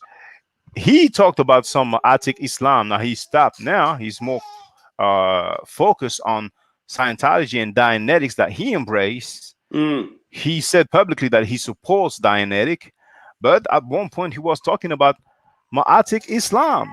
And he mm. even went as far, one day he wrote, "Oh, we need some Buddhism in our Islam." And that's funny because Elijah Muhammad didn't have positive things to say about Buddhism, but I will leave it there. Well, I think most people do not think critically and deeply. And because of our short attention span, we like sound bites and cute phrases. And that to me probably explains a lot of it, because I don't think people want to go too deep because it makes their head hurt. It's just too much to try to analyze. And so it's easier just to kind of sit back, open up your head, and let people pour knowledge into you versus do the work, do the research, read the books, right? And come to your own conclusions. Don't let somebody, I mean, even listening to you, I go back and I research. When you say something, I go back and I do my own research and say, okay, does this line up to what I'm thinking? I'm not saying that you're going to be misleading us, but I don't look to Oh you as yes, the final authority. I said, let's back this up with some research. yes. Let's It's cross check always it. good to double check. Yeah. Yes, exactly. It's good to cross check, double check, and Yeah. I wish that our people indeed will do some research, because many times we see Christians are people who are just believers and who don't do research. But there are a fair bit of Christians. Now, maybe most of them are the people who aspire to be pastors and who go through theology school, but a fair bit of them, there might be a minority, but a fair bit of them do study, and they might not want to admit that there are no records for Jesus, but at least they will tell you, well, we have search record from Tacitus, we have search record from Flavius Josephus. So they believe in whatever the Bible says, but historically, they are trying to validate their biblical narrative, and ultimately, they are able to state some facts about data available, about records, and so on. But when it comes to us, sometimes, and I'm always afraid to sound condescending or to sound holier than thou, but many times I've said that with the conscious community, the level is low. The level Yeah. is low. The level Well, is low. can I help you out? If you have a lot of self hatred and you don't know where you are and you don't know where you come from, it makes you more susceptible to all manner of theories and Illuminati and conspiracy theories, because you know just enough. And I'll use Nick Cannon as a perfect example. Nick Cannon is a smart guy, but he's ignorant. And he went down a path where he's partly true. And you even point out there are black Hebrews, I'd but say he's misguided he's rather than misguided, ignorant, but I get your but he's a point. smart guy. He's a smart guy, but he really was going down a path that he really should have had more authoritative, maybe more educational scholars to back him up of where he was talking about, because there was a grain of truth to what he was saying, but he was conflating things and crisscrossing and overlapping and drawing hypotheses that even scholars today are questioning how melanin impacts the body, right? We still don't know 100% how melanin impacts your central nervous system, right? And your brain function. And I think he was going out on a limb, drawing a conclusion that I've not heard the scientific community express it quite that way. I've heard them say things like, our ability to absorb vitamin D, right? Versus people of paler skin, because vitamin D, when it's absorbed in your skin, it's harder to get through darker pigmentations. So we do have, I think this is documented, there is documentation that it's harder for us to absorb vitamin D than someone that is a lighter skin people. Sunburn easier. Not that we can't sunburn, but you're more susceptible to skin cancer because of the lack of melanin. So that's But that's scientific. true. That Yeah. yes, that's true. So But with the vitamin D, well, I've heard some things about us struggling to absorb it from the sun because of dark pigmentation. Now maybe that one needs to be well, researched more. I don't know about that. Now I'm not a scientist. I'm not a biologist. I Yeah. don't know about that, and I doubt that, because when it comes to vitamin D, we haven't got an issue, because people with light skin, pale skin, they actually need vitamin D, particularly when they are in areas that are not tropical or where there Right. isn't enough sunlight. Right. And as an interpreter, have went many times to translate at doctors' offices, and the doctors usually prescribe vitamin D to the children who are pale skin or white skin, but Okay. they rarely do that with black African children because black there's children. no Okay. need for that. Yes, there's no Gotcha. need for that. But Okay. when it comes to the melanin, I don't expect the medical or scientist community to say things that will sound like black skinned people have an advantage. Right. It will be difficult for them to say things like that. So on that aspect, I don't fault him, Yeah. even though some people are, to my in my opinion, exaggerating Right. the benefits of melanin. Some people, I think, are doing that. But my main thing is that Hebrew stuff, the true Hebrews and stuff like that, the black Jews, that's the best. That was the Yeah. biggest thing. When I say falsehood, for the record, for those who wonder, when I wrote that title that Nick Cannon was fired by CBS Viacom over black Semites falsehood, that's the main thing. That's the I say. him claiming that black people are Jews or true Hebrews and stuff like that. And once again, if you say that we are the true Hebrews, then it means that the other ones are fake ones. So Right. it's no Right. surprise that they will take issues with that statement. Well, the other thing is, and this one is more mind-boggling if you think about it. When you think about the history of the Bible, why? And let me ask you this, Chaka: why would your oppressor or the person that's enslaving you? Why would he give you a book that would empower you to make Mm. you better, to get you in touch with yourself, so that you can transgress your current circumstances and reach a better life? Unless the Bible was used as a control, as a tool for submission. That's the one that I think a lot of people miss. Why would my captors, why would the people who decimated my communities now hand me a book and say, now read this book, it's going to make you empowered? That doesn't make sense. That doesn't make sense. And But yet we're indeed, still following it. yes, even though we have at least 400, more or Versions less, versions of the Bible, right? 400 years, no, not Oh, the version 400 of the years. Bible, years of Oh, documented slavery. right. And sadly, we have some people still of the Islamic persuasions, the Moors. We have many who dare to say that slavery didn't happen. And some will Mm, make statements such as, show us the boats that were used to take the Africans to the Americas. Well, yeah. we can ask them, show us the boat that took the Europeans to the Americas. I Right. mean, maybe if people want to argue that the numbers of slaves sent to the Americas and the islands, the Caribbean islands, maybe if they want to say that it was exaggerated, that's one thing that they could argue.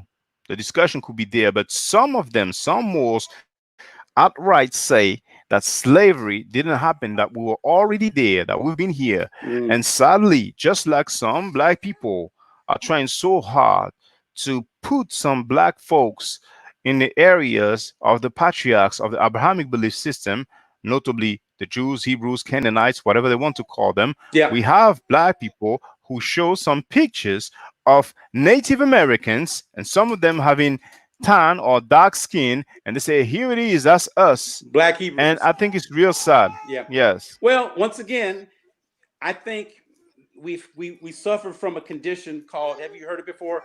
PTSD, post traumatic slave disorder Post traumatic slave syndrome. syndrome. Disorder, yes, sorry. And I don't think we've had a chance to grieve. I don't think as a people, you know how it is when you go to a therapist and he lets you or her lets you, get it out. Tell me, we went from slavery to you're free, but we never had a chance to work out our issues. And I think we've been left to our own devices. And that's where you get some of these kind of left, right, weird kind of combinations. It's all, to me, it's a cry for help to say, I'm somebody. I was somebody, and my people were kings and queens, and we're great people. And it's all kind of a self positive message to make us feel better about ourselves, despite the fact that unfortunately we're not in a very good place right now.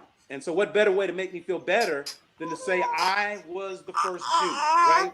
We were the original, and so it's part of positive thinking, I guess. Self positive thinking. But if it was only them feeling the need to say, My people were great, and so on. That's fine. But we know the deal, particularly with the Moors. They want to claim so many cultures except Africa. They Yeah. go the extra mile to Right. say that they are not from Africa. They will be Right. from South Africa, South America, North Right. America, Yeah. Morocco. That's the exception in Africa.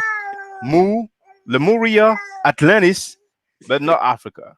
Well, And aren't it's real side. Egyptians? Don't Egyptians? Some Egyptians try to claim Egypt is part of Asia or Well, Arabia. Arabia. Arabia.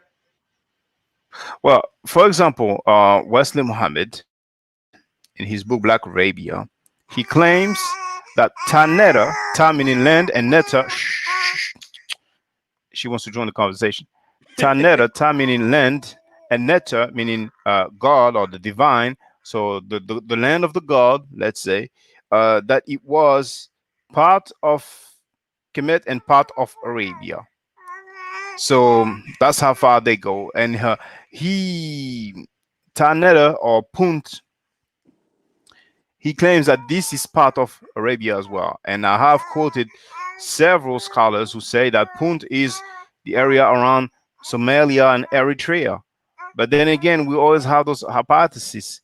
He argues that the fauna and the flora is the same in Arabia than in Egypt and so on. I mean, they will give their arguments, but Yeah. besides that, people claiming that Egypt is in the Middle East. I don't know if they say it outright like that, but many people feel Yeah. that way. They will see Egypt as being part of the Maghreb, even though it is Yeah. not, and they will see it as part of the Middle East, even though it's not. It is physically in Africa. But then sadly, we can lament of people making that claim that Egypt will be in the Middle East.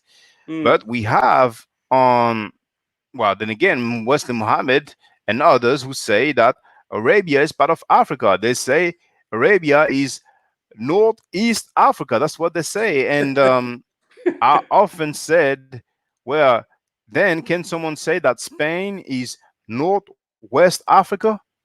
Right. You know. Yeah. That's a hard one. Well, it's like if you try to, and I'm very selective in the people who I share this information with because I want them to do their own research.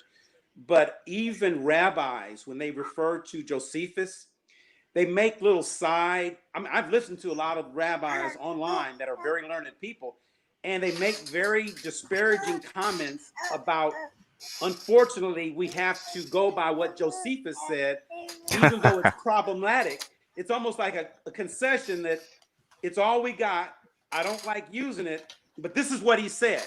And so that to me is a shaky foundation in the beginning. So you're basically admitting that the person that you're referencing was a problematic figure that you don't feel comfortable with, but that's all we got. I But mean, when you don't have anything, you have to go with something. I mean, you, it's just, but you know, it's it's been like, documented that he was captured by the Romans and became a turncoat. He was a traitor. I mean, that's but documented. I'm not making that up. yes, that's what the story says. Now, um, apparently they were stuck in some sort of cave, or they were stuck somewhere, and they decided to commit suicide. And he changed his mind at the last moment, Right. Yes. and Yeah. then All he of his men died except him. exactly so. Yeah. But I wonder why they consider him a turncoat. If it's only because he did not commit suicide with the others, or if it's because he said some things about his people that they didn't like. And I will have Well, to read more to find out. But yeah. really, I don't put much emphasis on that part of history because for our history, we have documents that are way, way, way, way older, Oh yeah. and we have Yeah. the writing, so we don't have to Yeah. speculate. But yes, go ahead, please go ahead. What I was going to say is the story that I've read about Josephus was like the one in the cave and the suicide, but also he became a favorite of the Romans because he projected that Vespasian was going to eventually be the ruler of Rome, and he did. And Titus, his son, uh, was kind of a mentee of his, and he wrote about the Roman conquest and they liked the idea. And he lived in Rome. He had an apartment. He had a great lifestyle. And along with the Alexanders and the Herods, together they wrote favorable accounts of Roman conquest that made the Romans look good, and they Oh, I liked reading it. understand. I But understand. And the Romans took were controlling Judea and yes, and he Palestine made or them, Canaan. So I can understand. Yes. and he also had an Aramaic version. It was almost like he had two copies. One copy, he told his people, look, y'all, here's what really happened. The Romans are horrible people. That was an Aramaic. But in the Greek version, it was positive, and they destroyed all the Aramaic versions. The rabbis, now this is what the rabbis are saying. They destroyed all the copies that were in Aramaic. Am I saying it right? Aramaic, that language? Aramaic. Aramaic. Aramaic. Yes. Josephus wrote in that language for his people the Roman conquest that made it more negative towards the Romans, and then the Greek version was more positive. And so now this is what the rabbis say. I don't know if someone can, somebody can probably refute it, but I do know that he was very much favored by the Romans because he was so positive and effusive in his praise of the conquest of destroying his people. Right? And Basically. um, I've never heard that claim about the Aramaic writing of Josephus That's what the directed at rabbis these people. reference. Yeah, I understand what the rabbis say. So eventually, I might come across that, but I doubt it because Flavius Josephus is a very central individual when it comes to history in general because he's very often tied to Jesus Christ. And his mention of him talking about Jesus or the Christ is subject to debate, but it's a very famous issue or passage. That's why I think if there was such thing as Aramaic, I think that I would have known about it or it will be mentioned more often. But then again, it's possible I don't know it all. I don't know it all. Yeah. I haven't read Josephus' books. I don't really plan to, but with all the books about Christianity that I'm planning on reading, eventually, if that's the case, then it will be mentioned. Have you seen the documentary Caesar's Messiah with Joseph Atwell? No, but you told me about the book I'll last send time, it to you. but I'll I send didn't it know. to you. I didn't know they had a documentary. Yes, yes, please, yes. I have your email from the PayPal. I'll send Okay, it to you. all right. Hmm. But that's great. That's great. So, All right. what do you think about Kanye West's statement? You know what? Now here's what I'll say about that. The Kardashians, they're beautiful women. They're beautiful women. They're But every beautiful time they women. get with the brother loses his mind. You know who Lamar Odom is? Yes, he had some issues. They I make you go mean, crazy. I mean, Reggie Bush. Remember Reggie Bush? Remember Ray Yes, J? the I football mean, player Ray J.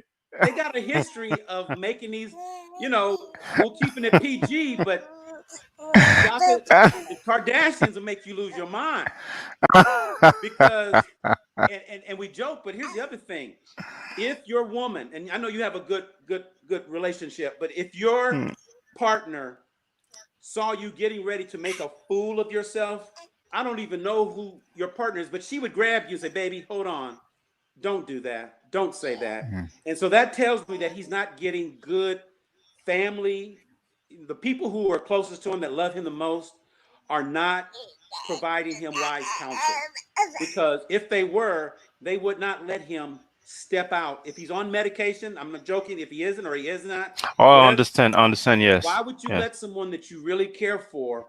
You would say, "Hey, Shaka, what are you getting ready to talk about?" "Hey, baby, I'm getting ready to run for president. I'm getting ready to say that slavery was a choice. I'm getting ready to say, whatever he said. Harriet Tubman was crazy. She really didn't, you know that your significant other say, "Oh, no, no, baby, don't say it that way. Why don't you say it this way?"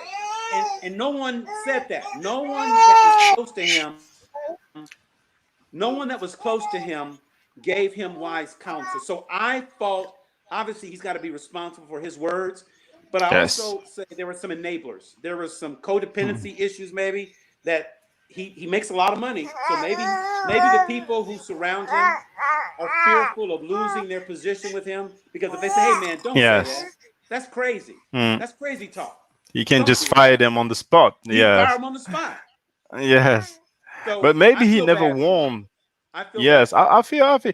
I mean, really, I've said in this in the short video that I've uploaded to say that I will go live, or that I might go live, and I've said it. Really, he's been having issues. He's been having Yeah, issues, so that's a fact.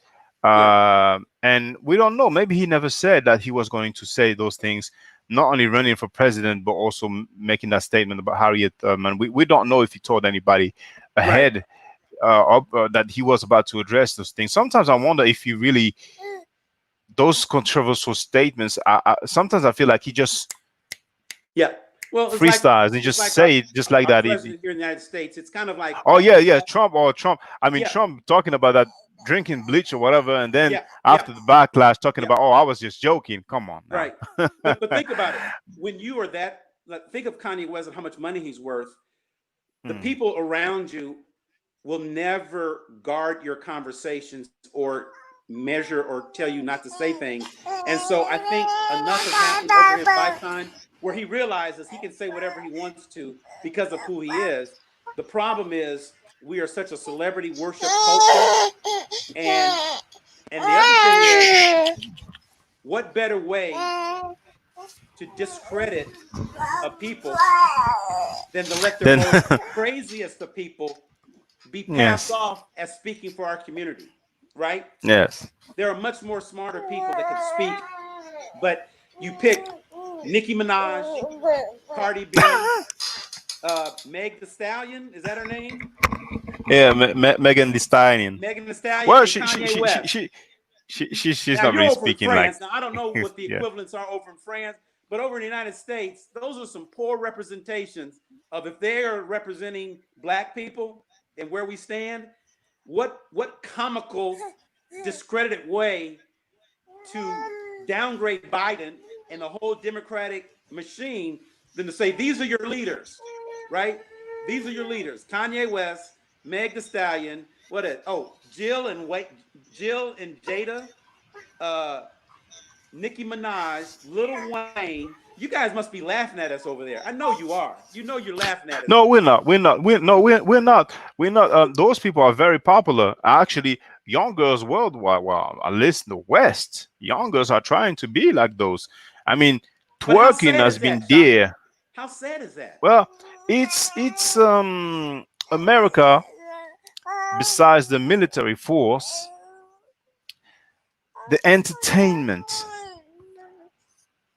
music, and movies. It has always been extremely influential worldwide. It's called And one programming. example, yeah, well, programming maybe, but influence, because Japan, for example, they got their behind kicked and very sadly with two atomic bombs.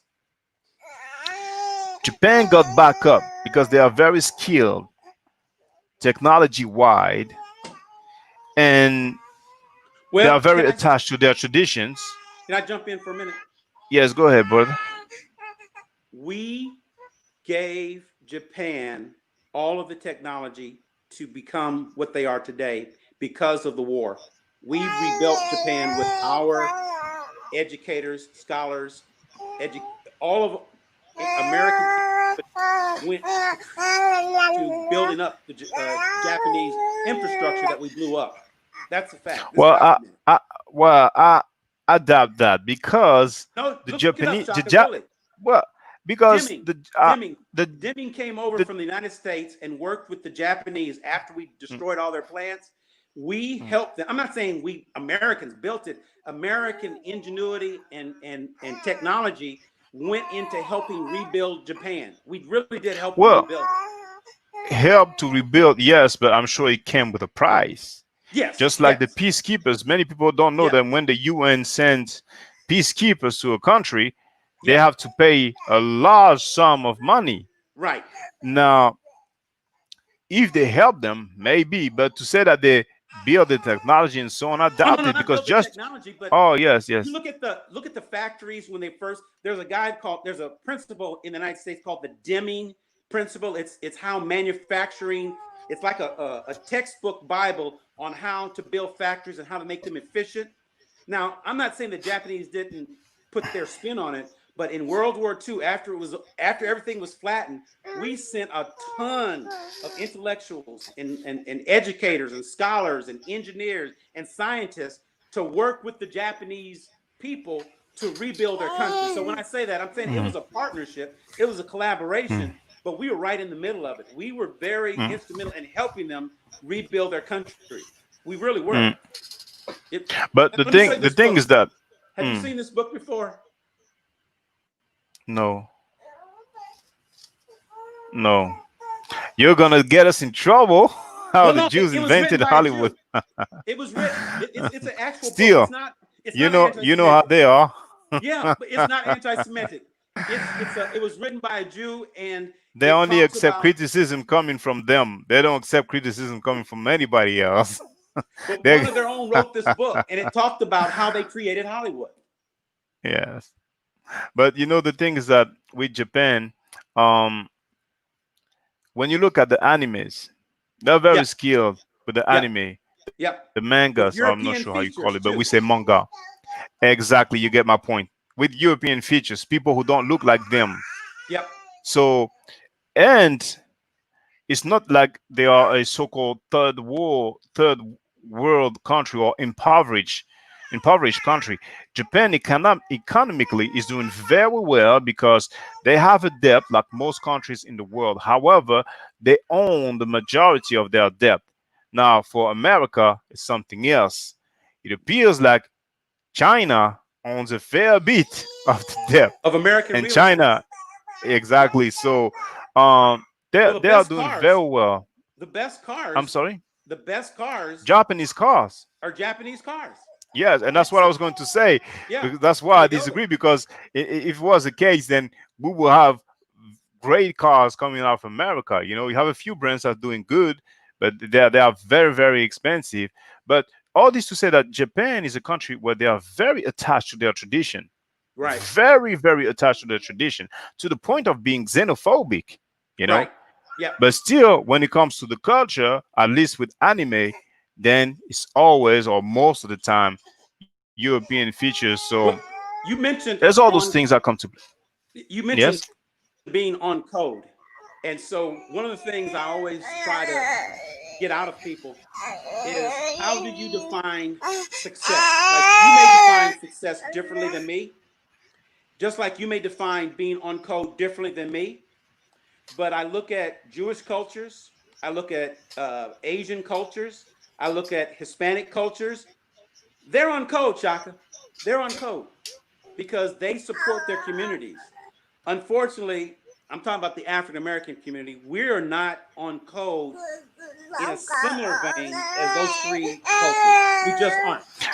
And I'll But you use a know, quick be example. I'm gonna use a quick example and I'll stop talking. John Lewis and C.T. Vivian. Do you know who they are? no. Okay. So John Lewis marched with Dr. King and Mhm. C.T. Vivian marched with Dr. King. C.T. Vivian was like 96 years old. He died this weekend, and John Lewis was 80 years old, and he died. You know how in the principle of Ma'at, we talk about our ancestors and giving respect? There are people who are being very disrespectful to these two gentlemen when they were very instrumental in the civil rights struggle back in the 60s. They were very instrumental. Who's being disrespectful towards them? The younger, the millennials, the Gen Xers, they're being big. They feel that the Are physical they white no, or they're black? black. They're black. They're black. So why do they disrespect them? They think that they unnecessarily were non-violent and got spit on, got hosed on, got beat with billy clubs, and they did that to curry favor with white people because they looked at them as non-confrontational, very passive. That as a result, they felt that they short-circuited the civil rights struggle because they weren't more militant. When if anyone knows the history of the civil rights struggle, we could not be violent. We could not fight back like that without killing hundreds and thousands of black folks. So if we would have taken up arms and started shooting at people, we would have been killed. We would have been killed, Well, and our progress would have been stunted. most likely because I understand the criticism of the method. I don't even agree with that method. We all seen the footage. Well, I'm sure many of you have seen the footage of those people going into bars, I mean restaurants, and Getting spit on. being spit on, hit, without even striking back, fighting back, or defending themselves. Very sad sight. But what's for sure is that this non-violent movement and um, the efforts made by Martin Luther King that brought forth result and the end of segregation and the rights for black people to vote. Now, the vote, I don't know exactly at what point that comes in, but I'm pretty sure that it's not inaccurate if I say that during Martin Luther King's lifetime they ended segregation. Now, maybe I'm wrong, but I think No, let me. It did not end segregation because we are just as segregated now as we were back then. The no, only I mean difference on is paper, on paper. Yes, yes, yes, on yes, sir. paper, yes, On paper, yes, on paper, and that's on that's paper. that's a result, just like the African countries who gained their independence on paper. Yes. That's a progress. That's a progress. So, um, it wouldn't have been easy to be in their shoes. That's the path that they chose. Now, those young ones, you have the right to criticize anyone, but are they playing their part? Are they doing their Well, shares? they You know? say, and I remarked to one of a big YouTuber. He got mad at me because I told him on his show that he stands on the shoulders of the John Lewis's and the C.T. Vivians, and he was not very happy about that. He said YouTube is a Well, white-owned company. Here's what he told me: YouTube is a white-owned company, and what did John Lewis have to do with me getting my channel on YouTube? He had nothing to do with it, and that was his simplistic argument. John Lewis didn't have anything to do with creating YouTube, and I'm on YouTube, and I have a platform. How am I standing on his shoulders? So he had a very simplistic view. He wasn't looking at it at a higher level. I was basically saying that John Lewis, C.T. Vivian, Joseph Lowry, you probably don't know who he is, Andy Young, no. Dr. King, Ralph Abernathy. These are all men who we stand on their shoulders.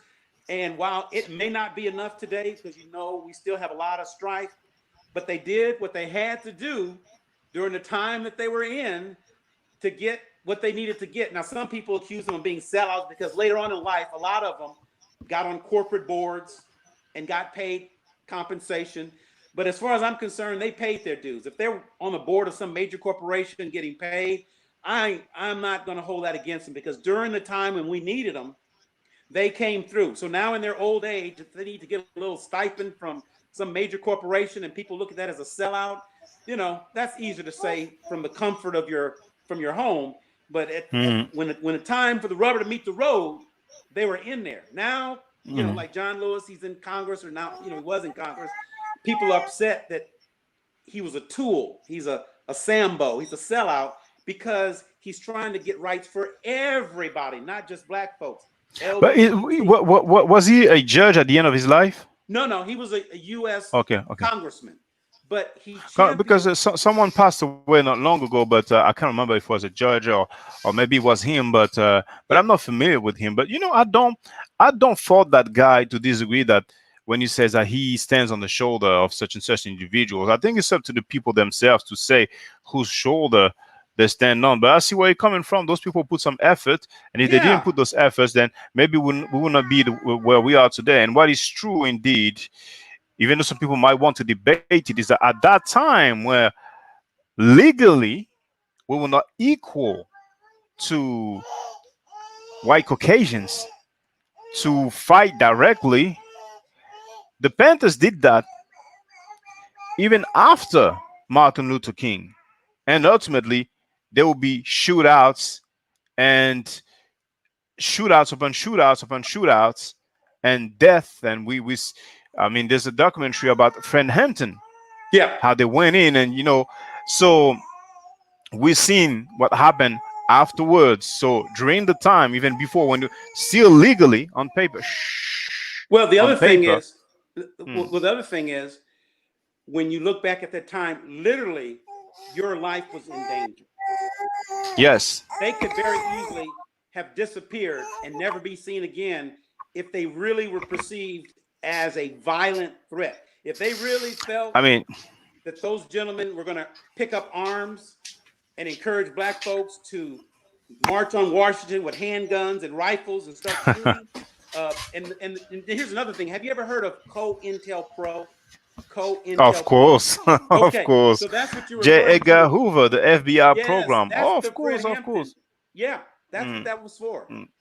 And there's the issue. That's why I love that movie by Mario Van Peebles, movie called Panther or Yeah, Panthers. I'm not sure if yeah, there's an S, but it shows that ultimately they decided to bring drugs into the areas populated by black people. yeah. The Iron, you're talking about And the Iran Contra affair, aren't you? Talking about Iran Contra? well, that's part of it. Oliver North, In the movie of in the movie Reagan. they don't say those names, but a lot of people don't know about that. Yeah, And it's inconvenient to the US yeah, government. yeah. But it is factual. It is I don't think factual. someone can say that it is a hoax or a conspiracy theory. Pablo Escobar. Yep. So yeah, and many others maybe, but the drugs was there. The drugs were there. Like in the movie, that's fiction, but in the movie New Jack City, Nino Brown, when he's in court, he says, "Let's kick the ballistics. None of us here owns a poppy field, and no who's these men in Harlem, you know." Right. So that drug came from somewhere, Yep. and And we don't own any uh, airplanes. Shaka, you forgot. We don't own any yes, airplanes. yeah. So the drug gets there, and it is what it is. But yes, the COINTELPRO that was Well, very it's still going very on today. severe. The Well, COINTELPRO yes, but is still today. it's not as severe as before because Ooh, before I don't know. they were really about well we can argue that, but back then they were really first they were like disruption, rumors, conflict, fake Well, letters, fake phone calls and stuff like that, having people fighting each other. But eventually, they got busy on the murder game. They put that murder game down, really. well, And Fred Hampton is one example, and also, of course, incarceration. You here's where know, I was going, and you can look this up. This is documented. This is not a conspiracy theory. Uh, uh, Attorney Barr. Do you know who Attorney Barr is in the United States? He's our Attorney General of the United States. He works for President Trump. hmm He's our I don't Attorney know him, General. but Okay, hmm our Attorney General's father, okay, his father, who's deceased now, was a member of the precursor of the CIA. That's a fact. It's documented. His father became a educator at a really prestigious prep school in New York. And he hired a non-college educated, he didn't have his degree, Jeffrey Epstein. dang. That's the truth. This, and if anybody's listening, they can. This is verifiable. This is not a conspiracy. Jeffrey Epstein worked at this prestigious boys' school in New York with no qualifications. He Peop- miraculously left and became a billionaire. yeah, apparently people don't really know how he got his money. You know, Oh, I people just know told you how how he he got got his some money. of his money, but He was part but of the then again, Mossad. He was part of the what Mossad. oh, was he? Yes. Okay, but well, since he was into pedophilia, we can understand how he got so rich because he was a great provider. He's the ultimate pimp. Yes. Ultimate Him and his pimp. That girlfriend, dude. Giselle. Uh, And what I'm getting to is you say there's no COINTELPRO. Let me ask you this. Oh, I How didn't do say there you isn't any. oh I was saying that back then it was more severe, and yeah. that's where you kind of disagree because what I argue is that back then it was way more severe. Now they don't have to kill like they used to. Well, you see how they engineered his suicide in prison. I don't know if they engineered it. He might have just killed himself. It's shameful to be uh, But close but to and I don't know what happened. Yeah, Maybe he yeah. was killed. But I'm saying Well, it's a possibility that you're a billionaire and you know heads of states and very famous people, and then you're arrested for a child trafficking, pedophilia, and rape. well, Some don't you find people, it interesting? Don't you find it interesting on the day that he supposedly committed suicide that the guards fell asleep and all the planets aligned just perfectly so that he could do this without being detected and it was monitored? wow, the planet, you mean Oh, I mean, I'm the using planets? metaphysically. Yeah, I mean, Oh, okay, okay. it's a Okay. metaphor to say Because I was everything going to that. say, when it comes to planet alignments, that metaphysics stuff, but it's true, we can wonder how come such a high profile inmate manages to kill himself. Now, his girlfriend, or they're taking measures so she cannot commit suicide. But there was someone who was accused of war crimes, and the video is there, and he was on trial, and he made a statement like maybe he said, "I'm innocent," or "I can't stand it," and he took some poison and he drank it, Sure. and he died. So people might wonder, how did he get this poison? I mean, sometimes when you're powerful, like there's a guy, there's the Japanese company Nissan, and the head of it is a French slash Brazilian slash Lebanese guy called Carlos Ghosn, and he was accused of money laundering. I mean, all kind of thing to do with misbehaving with money, very high profile thing, and he was arrested in Japan. Now he was released before the trial. They took his passport away and stuff like that, and he successfully fled to Lebanon. Now he's good now because they won't extradite, they won't send him away anyway. Extradite. Yeah. So yeah, exactly, that's the word I was looking for. And so sometimes powerful people, they have ways to find things that they can. I mean, just another example. And once again, I'm not saying that um, I don't know if he killed himself or if he was killed. It's a possibility that he was killed, just like it's a possibility that he killed himself. Now, there is a famous drug dealer out of Washington. I forgot his name, but in the documentary about him, they said that he smuggled a pizza in prison. You know, so if someone can smuggle a pizza, of course he paid. Right. If you offer enough money, people will do stuff for you. And it's Yeah. possible that he had whatever it was that he used to kill himself. I think it was by way of hanging or whatever. Yeah. All I'm trying to say is that it is a possibility. I Yeah. mean, usually people will smuggle small things, for drugs, small tools to use as Yeah. weapon, but that's a pizza. What I'm saying? That's a whole box. But then it's just an analogy. But what's for sure is that we just don't know. We can Right. assume, we can presume. And unfortunately nowadays, because of the internet, now black people, we are gullible in general. And with the internet, there are Illuminati. many conspiracy. Yes, Illuminati. What's the other one? Skulls and Bones. Skulls and bones. Yeah. Yeah. And Freemasons and stuff like that. So Yeah. many times when there's a conspiracy theory and people jump and go along with it, you know. And Yeah. in France, when there is a terror attack, because back then when I grew up, terrorist attack was very rare. There was one bombing in a train, and there was some nails inside of that bomb. Now I can't remember if there was some casualty, if there was any death, but many injured, and that stuck into people's mind, into people's psyche. But that was very remote. Now, lately in the last year, we had many terror attack, and now in France, a lot of people, every time there's a terrorist attack, killing, they say, "Oh, it's the government," or they say, "Oh, it's the Zionists," and so on. Like it Yeah. comes to the point where nobody from those conspiracy theories, who many times happen to be Muslim,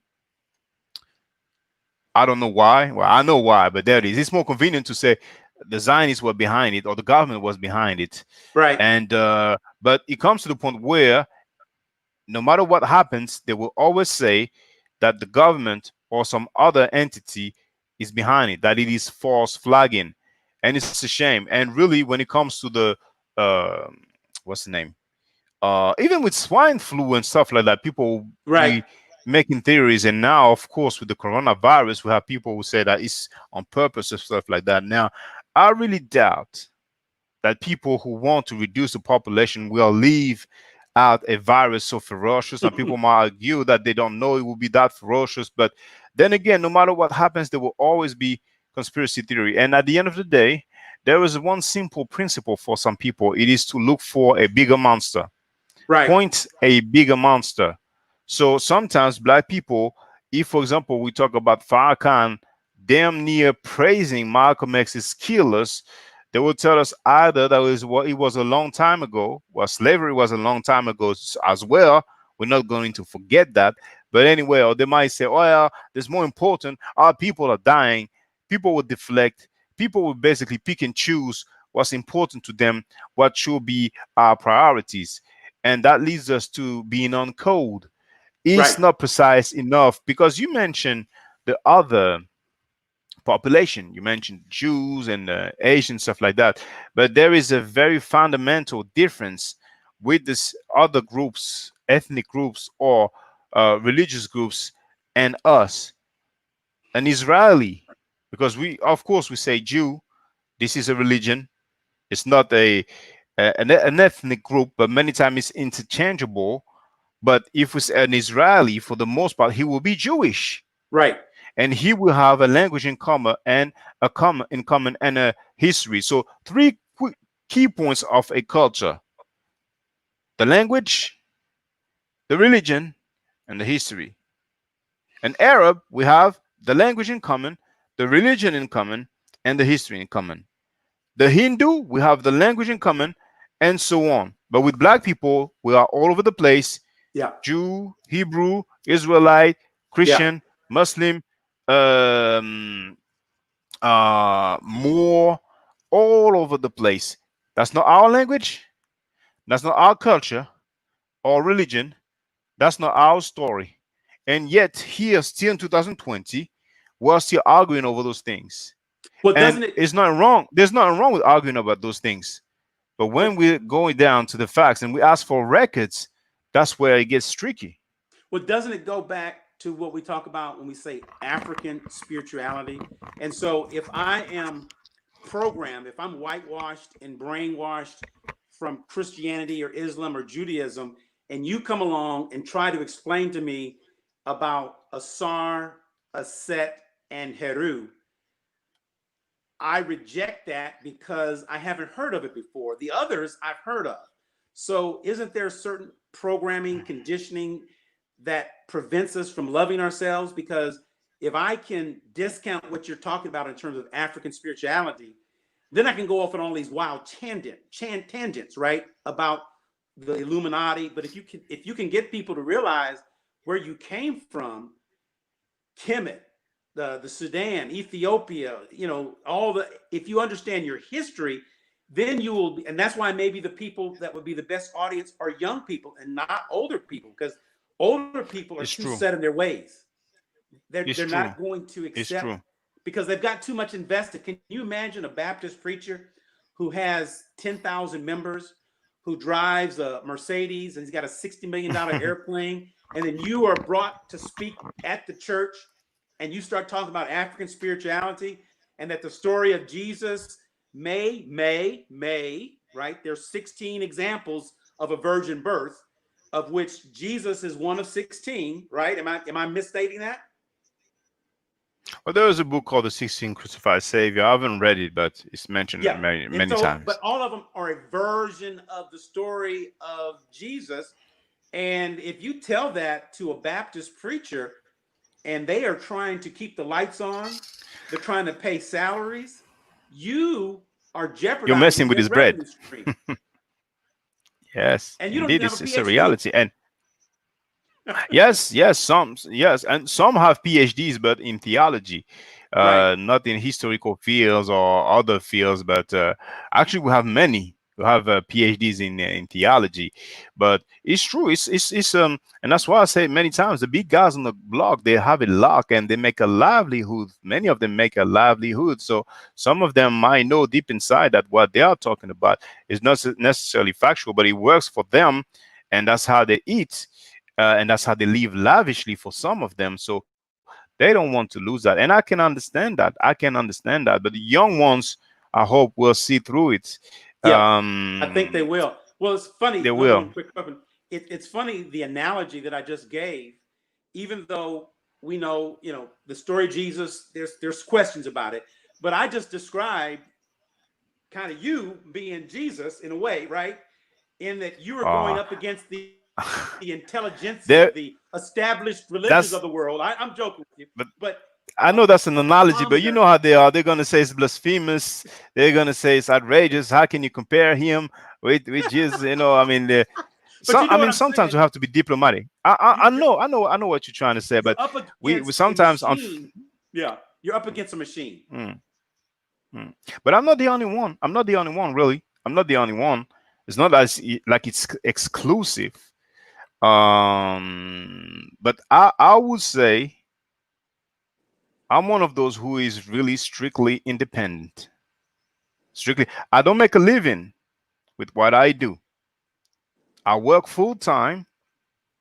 I'm not a member of any organization. I'm not financed or funded. When I receive money, that is through the donations on the super chat or PayPal, and a little bit eventually from the monetization. And for those who have a YouTube account that is monetized, well, they would tell you that the monetization is real funny. And in the last few months, for the last year or so, it's been very funny. It has reduced greatly. And then we had the COVID. Yeah. But anyway, that's just for the record. But like I said before, I am satisfied with the improvement or the progress because slowly but surely more and more people get to learn some information about black people's culture. And many people I know are saying that Judaism, Christianity, Islam, that's our story as well. But then again, it's not a challenge, but the discussion has always been open to show and prove. And I know now that many of them have gotten served so badly that they are trying to say now, well, we don't know for sure about the depictions, that don't tell it all. And then they say, oh, but brother, in Ethiopia and Eritrea and Somalia, they have kind of straight hair. So, brother, that's not, we never know. Yeah, okay, that's fine. I let them say that. But we don't Yeah. have only sculptures. We don't have only statues. We have paintings as well. We Yeah. have paintings as well. And Well, the and you got linguistic carvings. doesn't lie as we have Carvings, carvings, but right? what I'm trying to say is that with the statues, when I show the phenotype, some people, I mean, I get so many comments as people can imagine, and very often I have people telling me, well, you never know, and some people have noses that they are not their nose is like pointy, even though they are black, and it's true. Some black people have noses that are more or less pointy, but there is a predominant phenotype when it comes to black people. Now, Well, some other people will say, oh, but look at the Dravidians. They have straight hair and the features. Okay, if you consider the Dravidians as black Africans, then it's on you. It's on you. well, We but have in India some, yes. think about what you're Go saying ahead, though. bud. All of what you're describing is a cry for help that says, I'm somebody. I was first. I count. Don't discount me. And this is what I think is the appeal of Farrakhan is he is an unapologetic, confident, authoritative black man. And I'm gonna leave it at that. Everything else I'm not gonna I'm not gonna state on. But the fact that you've got a man that puts his chest out, he's not afraid to say what he thinks, and he's not afraid of any consequences. So I think for African Americans, there's a famous movie star. Oh, I'm sorry, but he's very afraid of consequences. That's why he silenced Khalid. That's why he silenced Khalid. He said, Well, though we agree with the truth that he said, we disagree with the manner in which he said it. I mean, that's so weird.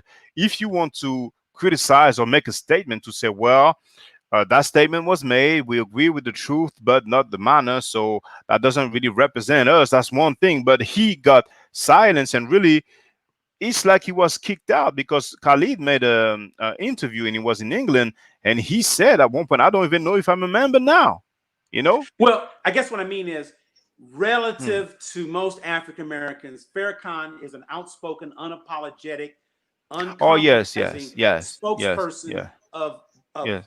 focus on black people. Mm. And for a But lot of us, I agree. Mm. and so I'm sorry. there's a Yeah. famous movie star by the name of Lincoln Monroe Perry. Have you heard that name? He goes by the name of Stephen Fetchon. Have you heard of him before? No. Okay. If you look him up after we're done, he was one of the very first black millionaires, and he made his money. Oh, the one who played the buffoon and Yes, but uneducated he black was man. Yes, wealthy. he was He was wealthy. wealthy, Yes, you've told us about him the last time. and But he you see, became a with Muslim. He became a Muslim at the end of his life.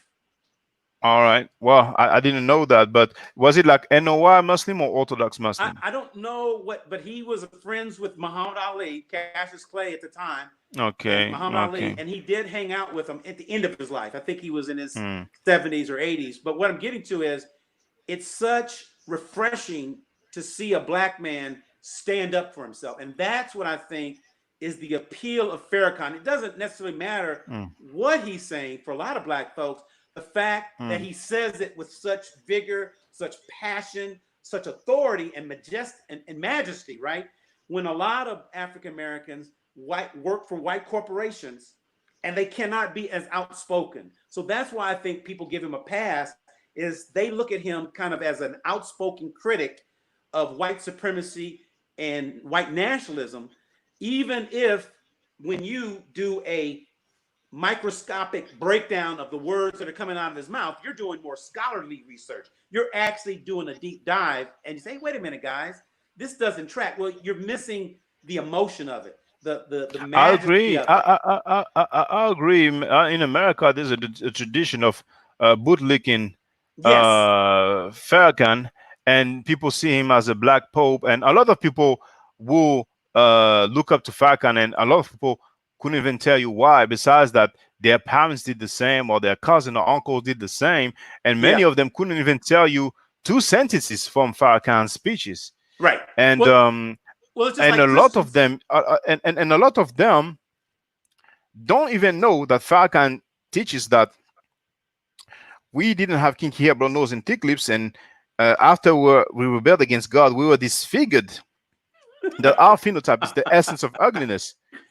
I hear people like Charlemagne the God on a Right. regular basis inviting Asiatic black men, but Yeah. if one day I have the chance, I will ask him, so you are cool with people who teach that Africans are living a jungle life? Because in the supreme wisdom of the Nation of Islam, he says that Africans are living a jungle life. In some of Elijah Muhammad's teachings, he says that Africans are not civilized and so on. So, you know, there's not only Charlemagne the God, there's many artists, singers, entertainers. And it's funny to me when I hear them talking about black talk and being offended when some racist stuff are said, you know but Tariq Nasheed, Willie D, Killer Mike, Erika Badu, and so many other people, I But would just love to ask them. So let me get this straight. You are cool with people that says that Africans are living a jungle life and the black people are disfigured and the our phenotype is the essence of ugliness. They will be silent about that. And I but, think it's weak. I but here, think they are being cowards. but Hold on, brother. I'm saying this because you're right. I don't want people to feel like I want them to attack Farrakhan. But as a human being, you have the right to say I disagree with that. That they will not even say. They will not even say I disagree with that, even if they still kick it with the NY and Farrakhan and whatever. And just to finish my thought, Farrakhan is inheriting from the legacy of Elijah Muhammad, Ali Muhammad, formerly Cassius Clay, and Malcolm X, and in general, the black struggle movement, including the Panthers, because when the Panthers were getting busy, the NOR was nowhere to be found. Sit back, relaxing, or whatever they were doing. And after Garvey's movement, we had all these different people try to get into the game. And history made it that the NOR did his thing thanks to the millions of dollars that they received from Gaddafi. Because those millions of dollars that they received back in the 70s, today, the people who deal with economy, they should be able to tell us how much it is worth. Those $3 million that they received back in the 70s, I'm sure that's a mighty lot of money back then. So some people might feel like I'm just looking for excuses as to why Farrakhan is popular. It is what it is. If you Well, love him, follow him. But I want to say to some people, sometimes they need to chill.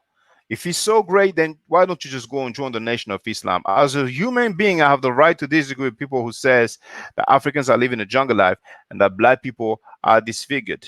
Trust me, trust me. If I'm receiving millions of dollars on several occasions, I would do as good as a job as the NOR, if not a better job as the NOR, because the Nation of Islam have been losing a lot of businesses, a lot of infrastructures, and they ended up rolling with the Church of Scientology. mm, But I will leave well, it there, well, even though I might sound like a hater. no, no, no, no. But here's what I'm saying. Not to you, I'm not to you, to the oh, Asiatic black man. oh yeah. So I'm still learning about African spirituality for the last couple of months, but I listen to what Ma'at is supposed to stand for, and everything that you just said that they're doing is so contrary to Ma'at that if they understood African spirituality, they could see how dysfunctional their thoughts are. So where I'm going is the YouTubers that you mentioned are exponentially more successful than you are, Shaka. They are. Yes. And And you that's know good what for they them. and you know what they trade in? They trade in half truths, extreme articulateness. I'm not going to mention their name, but some of those YouTubers that you mentioned have very good communication skills and they're very entertaining. And they have 147,000. They've done movies, and they do it because most African Americans are followers. We don't lead, we follow. We're looking for, it's kind of a savior complex. And I'll even say it to you. I've heard somebody even on your channel defer to you and say, Shaka, please, I'm saying this a certain way, but can you please correct me? And I will listen to your words of wisdom because you're smarter than I am. Now, I didn't agree with what Oh, that I don't person remember said. that. And I'm I don't saying, remember that. yeah, I won't tell you the person's name, but you it probably Mm. glossed over you because you Yeah, were looking you for probably because validation.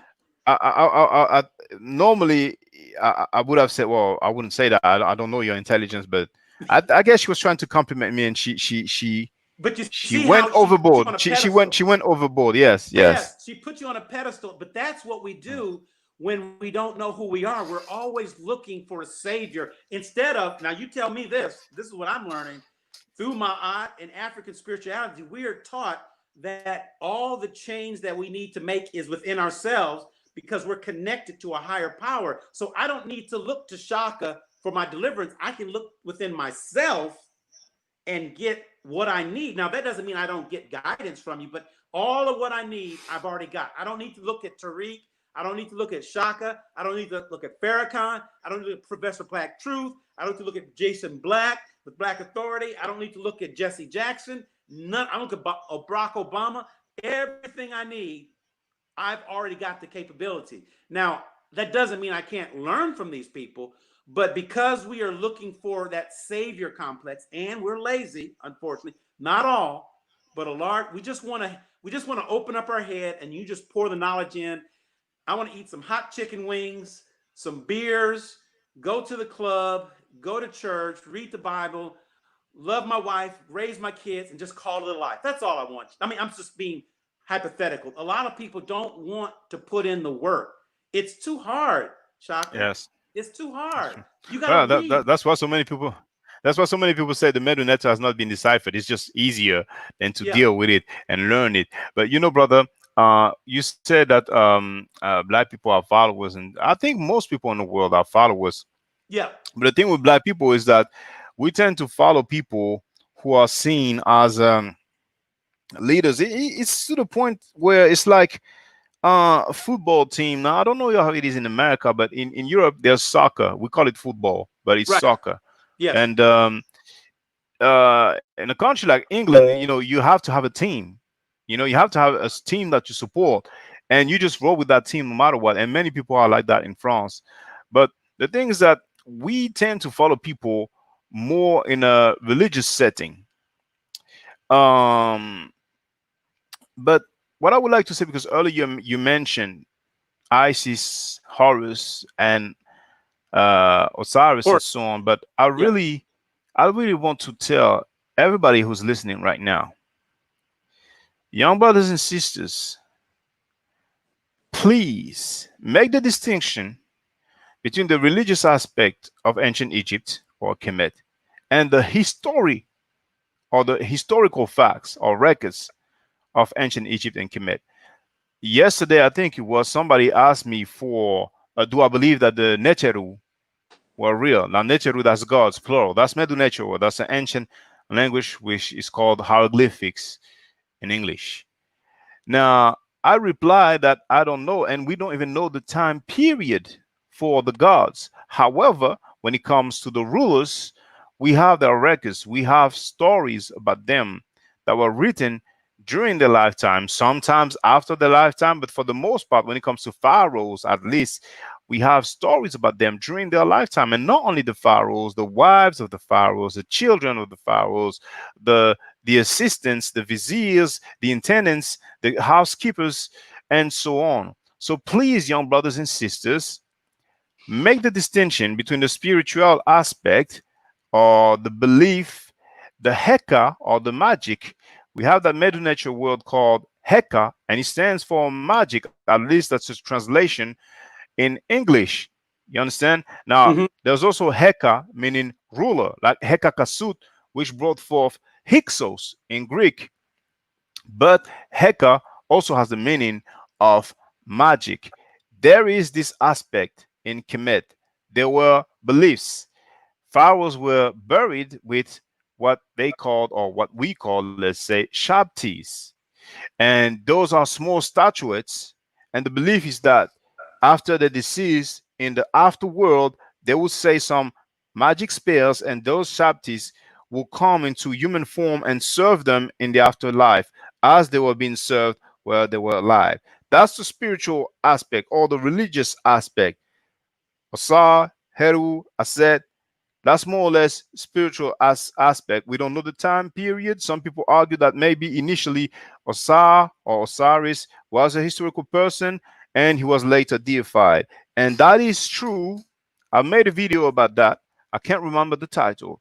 But some historical figures in Kemet were later on deified. So that could be a possibility. But then again, we don't know. The time period will have to be definitely remote. Wouldn't I you don't think agree? Ed. Yes, go ahead, brother. Wouldn't you agree though?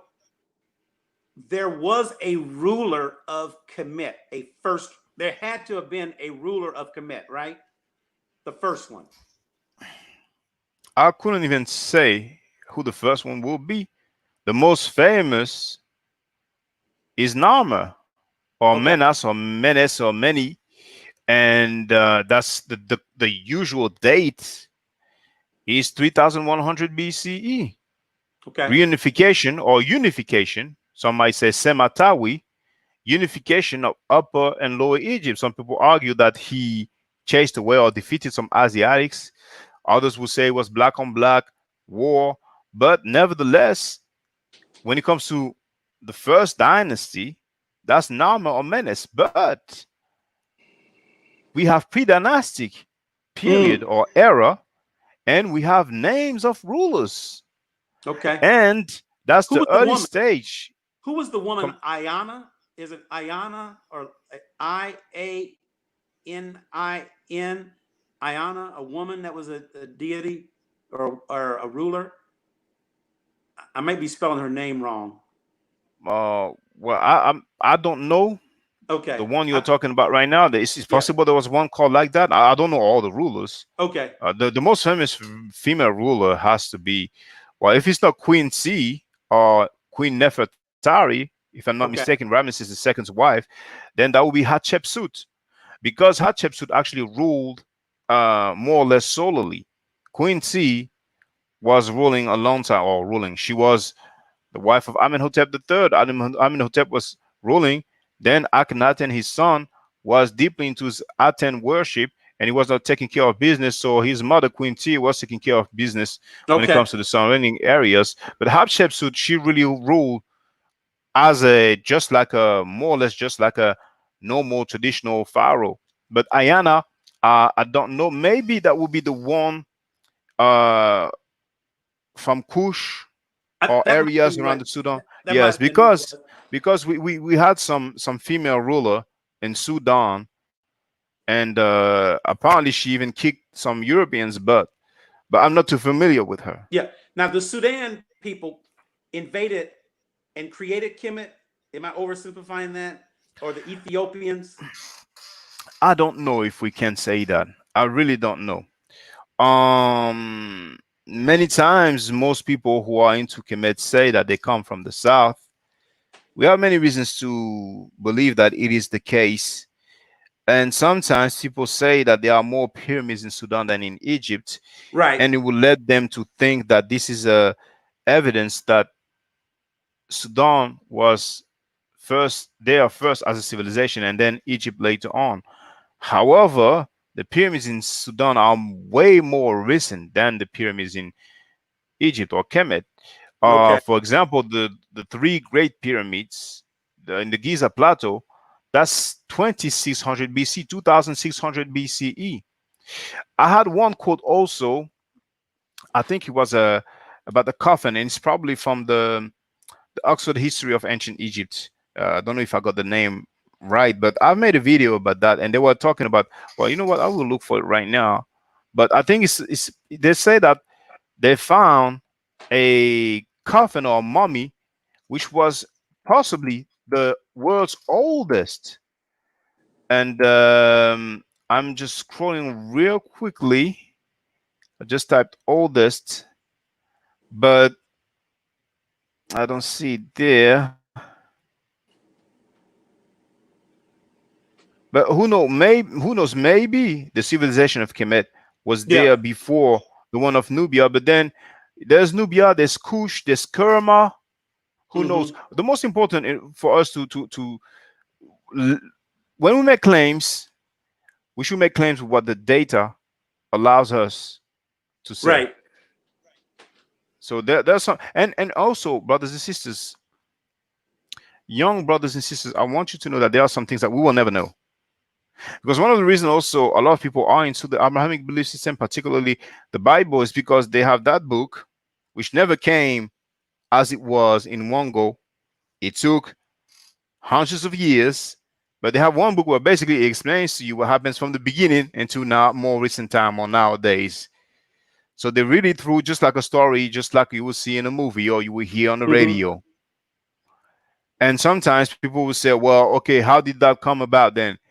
Sometimes I see some debates, particularly in London, they have a speaker's corner, or they have a, sorry, the Hyde Park. They have that park in London, and a lot of time you have Muslims debating Christians, Kemetic people debating Muslims, or Kemetic people debating Christians. And a lot of time the Abrahamic people, they say, well, how did that come about then? How did men and women came about then? And so on. Because in their theology, they have an explanation because God did it this way.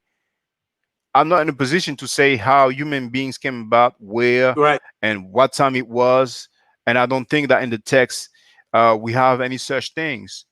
But Well, we do have. Yes, go ahead, brother. no, no, I was gonna say to my Christian brothers though, the ones that are literalists, like I told you before, he said God took a rib from Adam and created a woman. And he honestly believes that. Yes, and that's his religion. Yeah. He believes that just like a Jew believes in the Torah, Yeah. a Christian believe in the Bible. Well, that's a Christian, but just like a Muslim believes in everything that is written in the Quran, Yeah. and also most of what is written in the Hadith.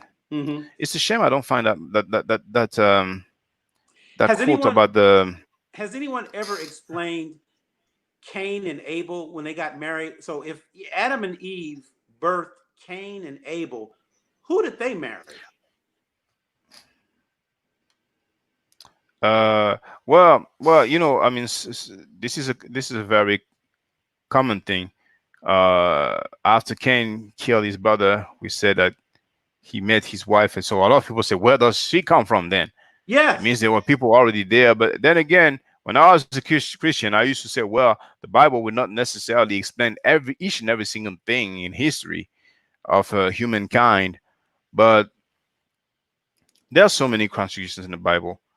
I was thinking about doing a broadcast about contradictions in the Bible, but I think most of them, people who have studied a little bit, they will know about them because now we have the internet and we have many websites, we have many posts we can copy and paste, and people have been studying the Bible for centuries. So those contradictions have been highlighted, but You there would are think so many. You would think Yes. so, but unfortunately, like I said, I know a group of gentlemen who have never heard of anything that we're talking about. And one of the things that I share it with somebody, like I'm going to send you that email, the email on the Caesar's Messiah, the the Flavians, the Herods, the Alexanders, and Josephus, and the intelligentsia of the time. I mean, Bible scholars are saying they are the originators of the four Gospels. That's what I'm getting ready to send you. I mean, and he goes through a methodical, it's a factual, it's his facts. Now, granted, you'll probably be able to research and confirm some of it, but he's basically saying the Flavians, the Herods, the Alexanders, and Josephus, along with the intelligentsia of the time, created the four Gospels. And they were basically Josephus retelling Roman conquest. And the way he compares the four Gospels to the Bible or to Josephus's description of the Roman conquest, Shaka, it's almost like word for word. You read Josephus describe the Roman conquest of destroying Judea and destroying the Jews and their homeland, and then you read about the story of Jesus, and it's almost like it's a carbon copy, just said a different way, but it's the same identical story, and it's mind-boggling. How do you? And they say, well, that's a coincidence. Well, okay, okay, and they even said the term gospel is the good news of conquest or something. Like the good news of battle is the definition. Now, this is a scholar saying. Now, maybe someone else that'll listen to this will refute it, but they said the term gospel, when you translate it, it means the good news of conquest or the good news of overcoming adversity or something like that. But I don't know what to tell people if you think it's just a coincidence that the Josephus account of the Roman conquest matches up, story by story with the story of Jesus. And the other one is the fact that they can't find him. They can't, all of the people who would have lived during, after, and before the time of Jesus, like normal, actually people who lived, they said you would have thought somebody would have mentioned something about a person Yes, performing these miracles just in it's true. passing. And they can't find any literature during his time, after, before. And then the last thing I'll say, and like I said, I don't know all the research, but the Mark, Matthew, Luke, and John, once again, Bible scholars are saying the four gospels are really just one gospel, Mark, that's been told three different times.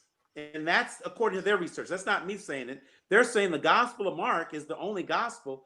Luke, John, and Matthew are just retelling Mark because of the time period. I think one of the gospels was written like 150 years after another gospel. So I can't even remember what I did yesterday, let alone 150 years to recount the story of a man that nobody during the time can say, oh, yeah, I remember him.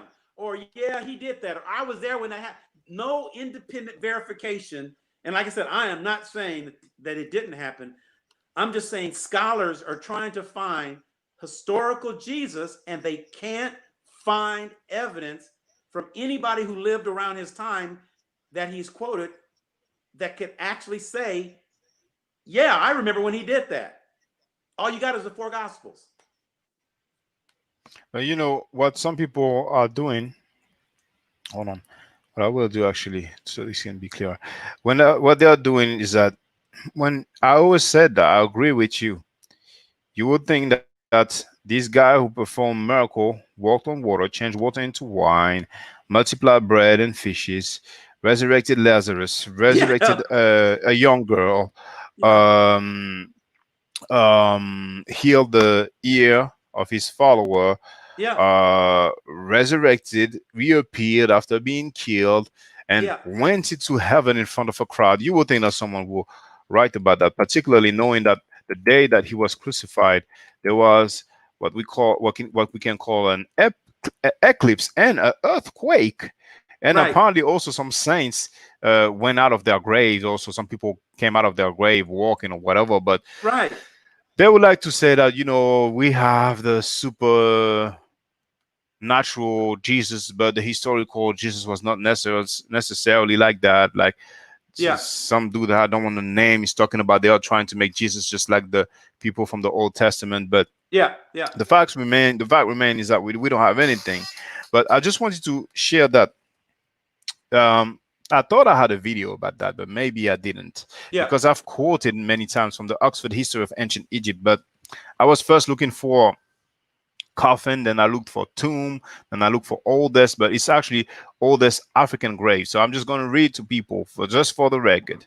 Now it says, on the one hand, the results of excavations during the 1980s and the 1990s in the cemeteries of El Kaiba at Abydos suggests that before the first dynasty, there was also a dynasty zero stretching back for some unknown period into the fourth millennium BC. So they are telling us that there's a dynasty from unknown period, God knows how long ago, until about the fourth millennium BC. Young brothers and sisters, that's 4,000 before Christ or before the common era. This means that, at the very least, the last 1 or 2 centuries of the pre dynastic were probably, in many respects, politically and socially dynastic. Conversely, the increasing realization that Nagada III pottery types were still widely used in the early dynastic period shows that certain cultural aspects of the pre dynastic period continued into the pharaonic period. Now, there's no mention of the grave. Maybe it's a note that I made to myself. So, hold on. Let me just. There's only one. It's not that quote. It's not that quote. But I had a. I will have to look for it. But Well, you know what? Have you ever been able to explain the dinosaurs? oh, the dinosaurs. That's millions of years ago. So I'm not even. I mean, Noah's Ark, dinosaurs. How do you, what do you, I mean, I've heard all kinds of explanations, and they still can't explain dinosaurs. Some people say God just put the bones there, but they were never really all kinds of wild. They came from outer space. They're Yeah, aliens. some people say that. Well, some people say that it's Satan who put the bones there to confuse people. Yeah. Oh boy. That's Abrahamic believers who say that. Yeah. Yeah. I was looking for that book. Well, never mind. Something else for me to look at. That quote about what is possibly the oldest African grave. Just to say that we're talking about Africa, and the oldest is probably from Kemet, from Egypt. So that Right. was in relationship with your question about Nubia eventually being there before Kemet. But as Right. usual, we can stick to what the data allows us to say. But when it comes to history, we can find remains that will be dated just so long ago in the Louvre Museum. Well, when it comes to the Bible, we usually hear about the Gilgamesh epic Mm-hmm. as possibly the inspiration for the flood story. There is also the eye for eye, tooth for tooth. In the Louvre Old Museum, Testament. you have, Old Testament, right? yes, yes, and you have the, I think it's called Hammurabi Code. The stela, the stela is in the cylinder shaped stela is in the Louvre Museum. I've made a video about that. And there's a translation that the Louvre Museum has made. It doesn't come from me. And they mention the punishments, and basically it's the same as tooth for a tooth and eye for an eye and so on.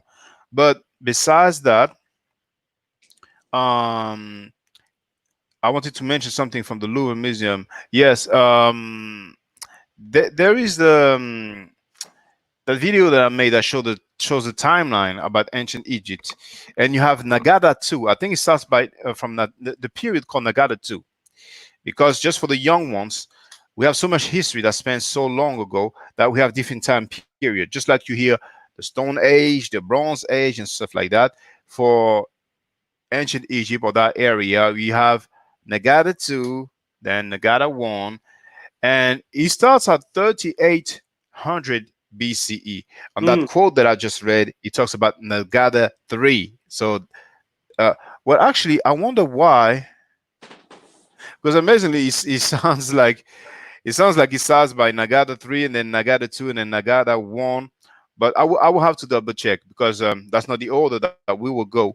But Kemet hold goes on. back to 2500, Let's right? see. 2500 is Kemet. Well, there's the dynastic period and the pre-dynastic period. Now, the dynastic period it starts with Narmer. The consensus says that it starts with Narmer at 3100 BC. Okay. So uh, yes, 3100 BC, 3100 BC for the first dynasty, and then you have the pre-dynastic period, and that goes. More than 4000, obviously. Now this is like I will show brothers and sisters. You can see what I'm talking about. Hold on. Let me reduce the volume. Reduce the volume. So let me do a screen share.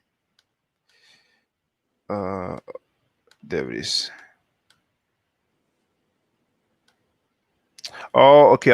I think I've made a more recent one, but that one that was back in the day when I had the Ning network. Let me go back. Let me go back. So here you see that's in French, but it says chronology of ancient Egypt from 3800 BC to 30 BC. And you see, it starts. Well, I was wrong. I made a mistake, so I was able to correct myself because I found it strange. It starts with Nagada 1, and then Nagada 2, and then you have, and Nagada 2 is from 3500 BC, 3500 BC. Mm-hmm. That's Mm-hmm. pre-dynastic. That's Yeah. pre-dynastic. You understand? And then you Yep. will have, I think, Nagada 3, and then you have the dynastic period. Hold on. That's still Nagada 2. Yes, Nagada 3, and then the Thinite period. But basically, that's where you will have. Hold on. Yes, around 3100. That's where you have Nama. So you have Okay. three different names for well, the same name with one, two, three for some era for some in terms of dating. Right. And in the Louvre Museum, also there's another area that's the second floor where we see some tools that span from 200,000 BC to more Mm. recent time. But on those, there's no writing. There's no Medunetta. I don't even think that Medunetta existed then, you know. Yeah. And all this to say that I heard Moors. I remember Alim Bey debating SETI. And we know the Moors are trying to say, well, there's civilizations elsewhere and stuff like that. And he showed some rocks Mm-hmm. that are like, maybe 2 million years ago. But from a rock, you will not be able to tell what culture it was, what Right. language they spoke, what they did. Maybe that rock was there when humans were not even on the planet. So there's so much we can find. But like Denzel said on in Training Day, it's not what you know, it's what you can prove. Right. Yes, some people would tell you, "Oh, but it's not only Kemet. You guys killing me with they found a rock that's 3 million years old in Iraq." Okay, but what do you get out of this rock that's 3 million years old? Yeah. But when it comes to the records in Kemet, whether it's furniture, whether it's jewelry, in the jewelry section in the Louvre Museum, on rings you have Medu Neter. Yeah. On coffins, you have Medu Neter outside the coffin, inside the coffin. On Well, pillars, you have Medu Neter. You have it all over, and they tell us about the culture. well, according to Anthony Browder, he said that they have only dug up 10% of the ancient tombs of Egypt and Kemet. Possible, because at some point, and people can look it up and search online, and look for the reliable websites. But they have did some scanning. I think they went with Yeah. planes, sorry, and Yeah. they used some tools to scan within the ground, and they could tell that there are so much things under the ground, notably temples, maybe pyramids. We don't know how big they Right. are, Right. but I think it's possible now. The figures, some people might argue that if it's 10% or 50%, but there is most likely definitely so much. And very regularly, we hear, oh, they found a new small temple or a new coffin. And sometimes they are old, sometimes they are more recent, late period, but many times they are old. And I think that Egypt, since Egypt, for those who don't know, the number one source of income of the country called Egypt or Masr, if I pronounce it correctly in Arabic, um, Misra or Masr, I'm not sure how to pronounce it, but that's tourism. That's the Right. number one source of income. I So also if they there's know, also some. I just want to finish with that, brother. If they know that there's so much on the ground, they will not just dig it all at once. They will go periodically, and I will do the same thing. That's their hustle. But yes, go ahead, Yeah. brother.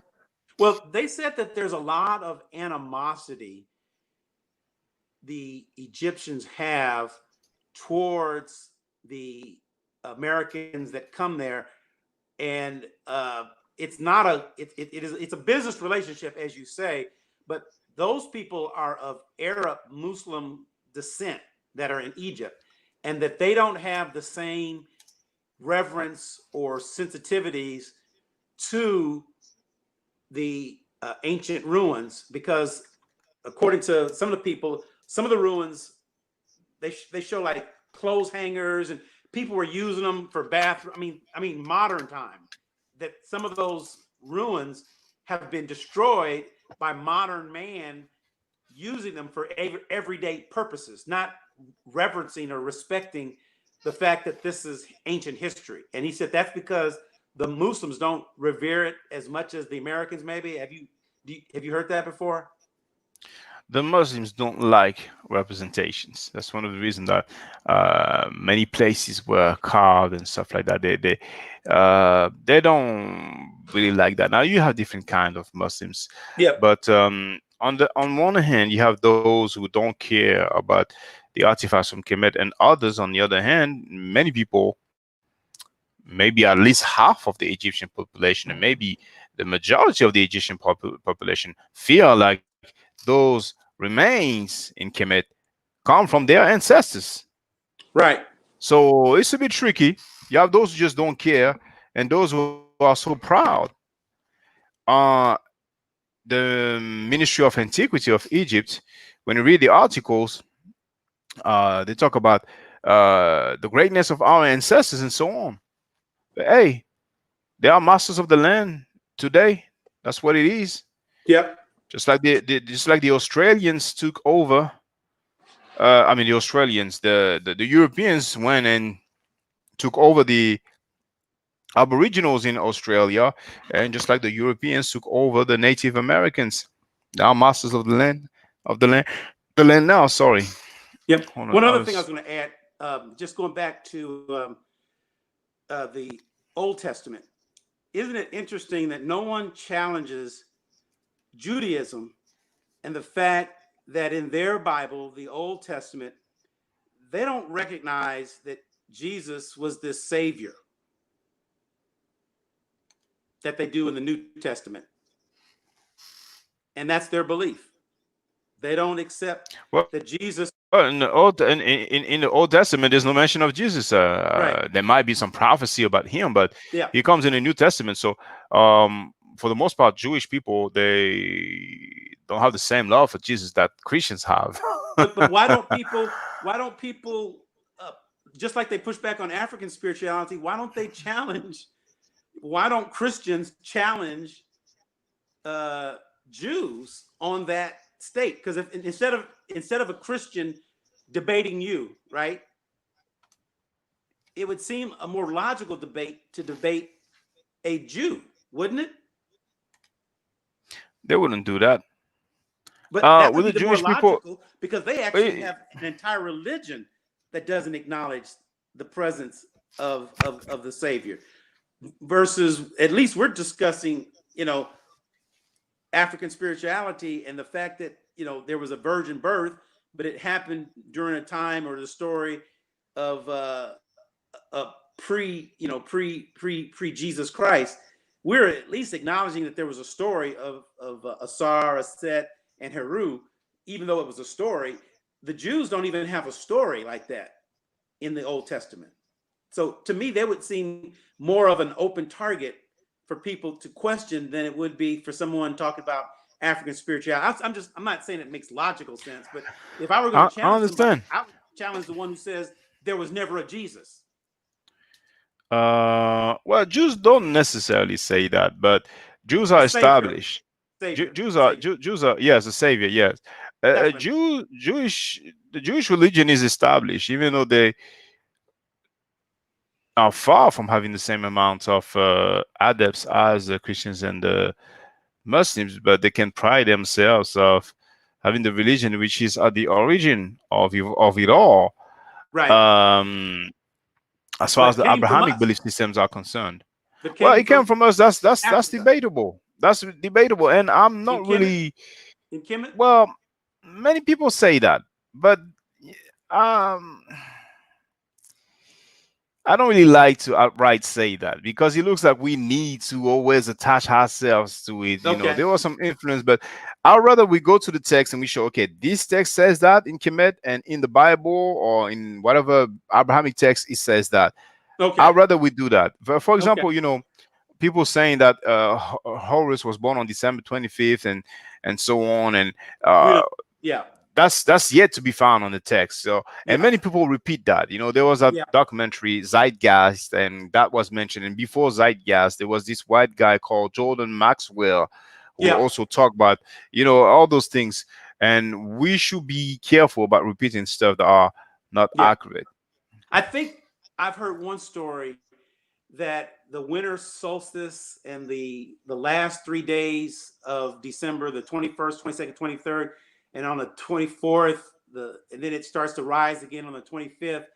And that was a time of maybe harvest or maybe time, something that it was the December 25th had special meaning prior to Christianity, and that everyone acknowledged that as a day of rebirth, I think is what they were saying, December 25th. Well, And everyone attaches rebirth to December 25th, separate from stories of Jesus or Asar or Seth or Horus, but prior to anything that the farmers or the people who their crops, something about December 25th was the day that that things start to grow again, and the sun starts to spend more time, and something to that effect. Like it's connected with astrology and uh, the earth bringing forth bountiful crops or something to that effect. well, what's for sure is that, but it's usually said, I'm not an astronomer or geologist or whatever scientist that deals with that field, but when it's winter time, you have more night than day, or light or daylight. And if I'm not mistaken, it's from December 25th that you start having more More daylight, right? light exactly than nighttime. So up to December 24th, I think maybe December 24th is equal. You have as much night As it was, than light, and then from December 25th. So possibly for ancient time, it will be a great timing for those who might have thought that the sun died or whatever, because back then they didn't have the technology we had and the understanding that we have. yeah, But whatever people argue about Kemet, then it should be on some text. I don't think we will have oral tradition that goes back from all yeah, this time period. But December 25th being a special day of harvest and so on in Kemet, I don't know. I don't yeah, know about that. I don't know. All I know is that um, I've read that. I cannot tell you the book right now offhand, but the Egyptian year was 30 days. I'm sorry. If I'm not mistaken, the Egyptian month was 30 days, but what's for sure is that I'm not 100% sure about that. Let's discard that. Okay. The year was 360 days. And at the end, you had 5 additional days. So it's even better in the sense that you don't have the trouble of those that system that we have when February at some point it Leap goes up to year. 28, yes, and then it goes to 29. So some people ultimately don't have a birthday like every 2 or 4 years. I can't remember how Right. it is. So that was a very great system, that alone. And I think that this I might have read that somewhere. I don't know if I wrote that, but I think that the 24-hour days also it might come from Kemet, but I will Hmm. have to double check. But at least for the year, that's what I could say. But then again, whatever people claim regarding Kemet, it has to come from some text. Yeah. And we should all take that habit. People say Horus was born December 25th. Let's find out what the text is. And if it's late period, then it means that the indigenous Africans were not using that or dealing with that. And the late period for the younger generation, that's after the indigenous Africans ruled because they were finally conquered in around 600 BC. So first, I When was you say the the text, Assyrians. when you Come say the again? text, though, when you say the text, do you mean the pyramid text, the Oh no, writings? text. That's all text. That's writing. Okay, Writing. So writing. Okay. it could be on a stone or wood, on Okay. papyrus, but Okay. writing. When I say text, that's what I mean. I mean writing. Writings. Okay. Indeed. And hold on, I've pulled up that book finally. So I'm typing grave. I hope I'll find. Uh, I really would like to give that quote because that's not the one I was looking for. Hold on, African about possibly the oldest African grave. Okay. And of course, even if it will be the oldest African grave, it doesn't mean that the oldest inhabitants of Africa will be in Egypt. But at least that's an actual fact, because Hmm. if I'm not mistaken, first you had the Lucy in Kenya, but after Hmm. that they found some older remains that are even older than the 2 million or so years. And I think the oldest so far is South Africa. Now I don't know if they found some oldest ones, but so far, the oldest, if I'm not mistaken, the oldest human remains, that's South Africa. Now, when I say humans, it might not be Homo sapiens sapiens, Right. but more or less, I think if I say human, I don't think it will be inaccurate. Gotcha. But when they find old things like that, it's usually over the news, especially nowadays with all the social networks and all the different news stuff. That's the kind of thing that comes very often from reliable Yeah. website. Yeah. Well, it doesn't look like a hold on oldest grave.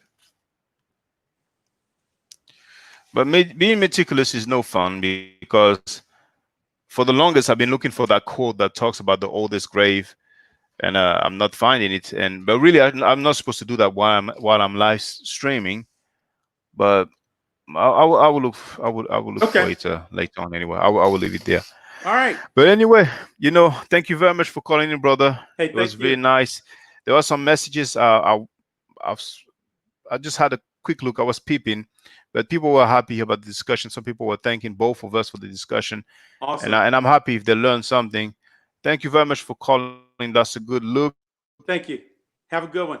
I don't know if I will go live streaming tomorrow. Thank you very much, All right. but we get to talk some other time. All right, All brother. right. Take care. All right, thank you very much.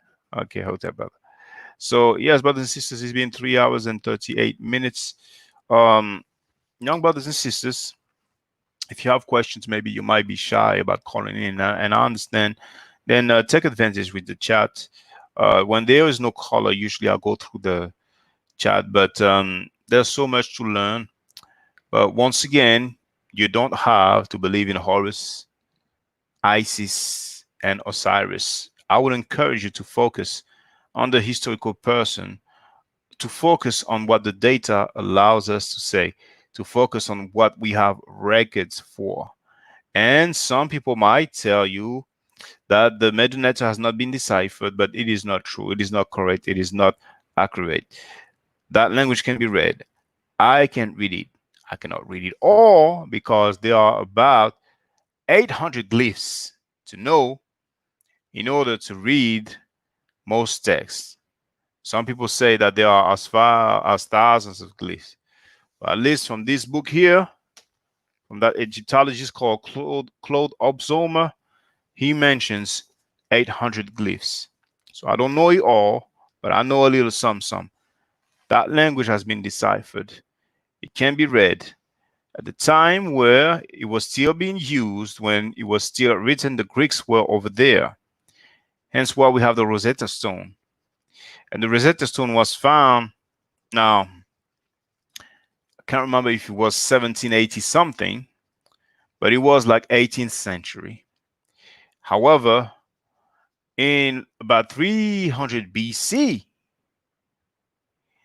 there was some writing with the names of, I think, Ptolemy and maybe Cleopatra. But I made a video about that. So those people who say that it hasn't been deciphered, they will have to explain that. How could they write the names of Greek or Macedonian rulers in 300 BC? And when we look at the glyphs, it spells those names. That kills the argument. But it's fine. It might go over your head. When you will see the artifact or see the video, you will understand. All this to say that this language can be read. I think it's sad, and I lament the fact that some people say that it hasn't been deciphered. They don't say that the Chinese language has not been deciphered. All the languages, they might argue that those languages are still being spoken by a population, that it is still alive or living language. Medunetta is considered a dead language, a language that is no longer spoken by enough people. I understand that. However, we have countless of remains, and the story about those remains, about this culture, happens to be in Medunetta. We also have outside sources, cuneiform writings, and maybe other writings as well. Maybe for more later time, but at least cuneiform writing, we have it from the time period of Akhenaten, which would be 1300 BCE, more or less. 1300 BC, 3,000 years ago. We have countless of records. So, young brothers and sisters, the Medunetta is not so easy because it's not the Roman script, our alphabet, A, B, C, and so on, all to the Z or the Z, depending if you are in England or America. But trust me, it's not that difficult.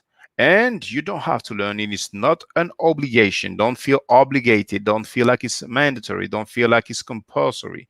But it helps when you want to take further. When you want to take it further, it really does help. And remember, some PhDs, several of them, have came up with a lexicon. It's on the website called Ankh Online, directed by Theophilo Benga. Theophilo Benga is very instrumental because many of you hear about Cheikh Anta Diop. In 1974, there was a UNESCO symposium or conference where Theophilo Benga and Cheikh Anta Diop, Obenga was more or less more like an assistant to Diop, but really Obenga was dealing more with the linguistic. Obenga is a linguist, a world-renowned linguist, and they put in work to argue for the Africanness of ancient Egyptians. So that's who Theophilo Benga is. That date 1974 speaks volume when it comes to our culture and our history. Theophilo Benga is the director of the Ankh Online Review or Journal. And on that journal, I've given the link. Go on my YouTube account, and the address is there, Ma'at Forever. And type in West Africa, the video will come up. I can't remember exactly what the title is. I have many videos now. I have actually hundreds, literally hundreds of videos. But I give you the link to the PDF. It doesn't come from me. It comes from that website, directed by that great PhD called Theophilo Benga. And you have other PhDs, they came up with a lexicon where you can see some words in different African languages, including West African languages. And those words are the same as the Medu word, and they have the same meaning. That alone speaks volume. But when it comes to the Hebrew and the Arabic and the Aramaic and the Phoenician and any other languages spoken in the Near East, the Levant, Mesopotamia, Sumer, Akkad, and so on, Canaan, and so on, can we say that we find African words in different African languages that are the same phonetically and the same in terms of meaning? I don't think so. So that alone speaks volume for all those who say, "Oh, forget about Kemet, we're from West Africa." But that's fine. To each his own. The future generation will know who was down for the African culture because the statements are documented. The people who disrespect Africans, the people who talk sideways and talk smack about Africans, or who talk smack about Kemetic people, who disrespect Kemet and Ma'at, it's all documented. So the future generation will bring judgment in terms of opinion, and they will know what was going on. But we can all play a part. Progress can be achieved, and I think that progress is being achieved because we can be thorough. And the young generation, you are so lucky because you have the youth, so you have more time and you have the tools, you have the technology, the internet being a key element. You can get so many books for free. It's insane. We used to buy the books, we spend so much money buying the books, and you get them for free. So take advantage, learn as much as you can, but focus on what the data allows us to say. The data, that's the records. Anything with writing on it that will either spell out a name or a sentence or a place, that's what helps. If you have records, stone or wood or whatever that is, and there is no writing, well, then, unless it's a statue, it has the shape of something, but how can we know for sure what it represents or who it represents? But I don't want to be too long winded. I will end this so it will be less than 4 hours. But the younger generation, young brothers and sisters, no matter how much knowledge you have and no matter how much you feel like you don't know enough, you definitely have the opportunity to know a lot. And I remember when I was 22 years old, and I started my website, I felt like I didn't know much. But over time, sticking to history, facts, records, well, I feel like I'm quite thorough. I have more to learn. There's a lot that I want to learn, but I held my own. I held my own, and it's thanks to the records available. We are lucky that our ancestors left many records. Most of our people deal with their belief, with their emotions tied to their religious belief.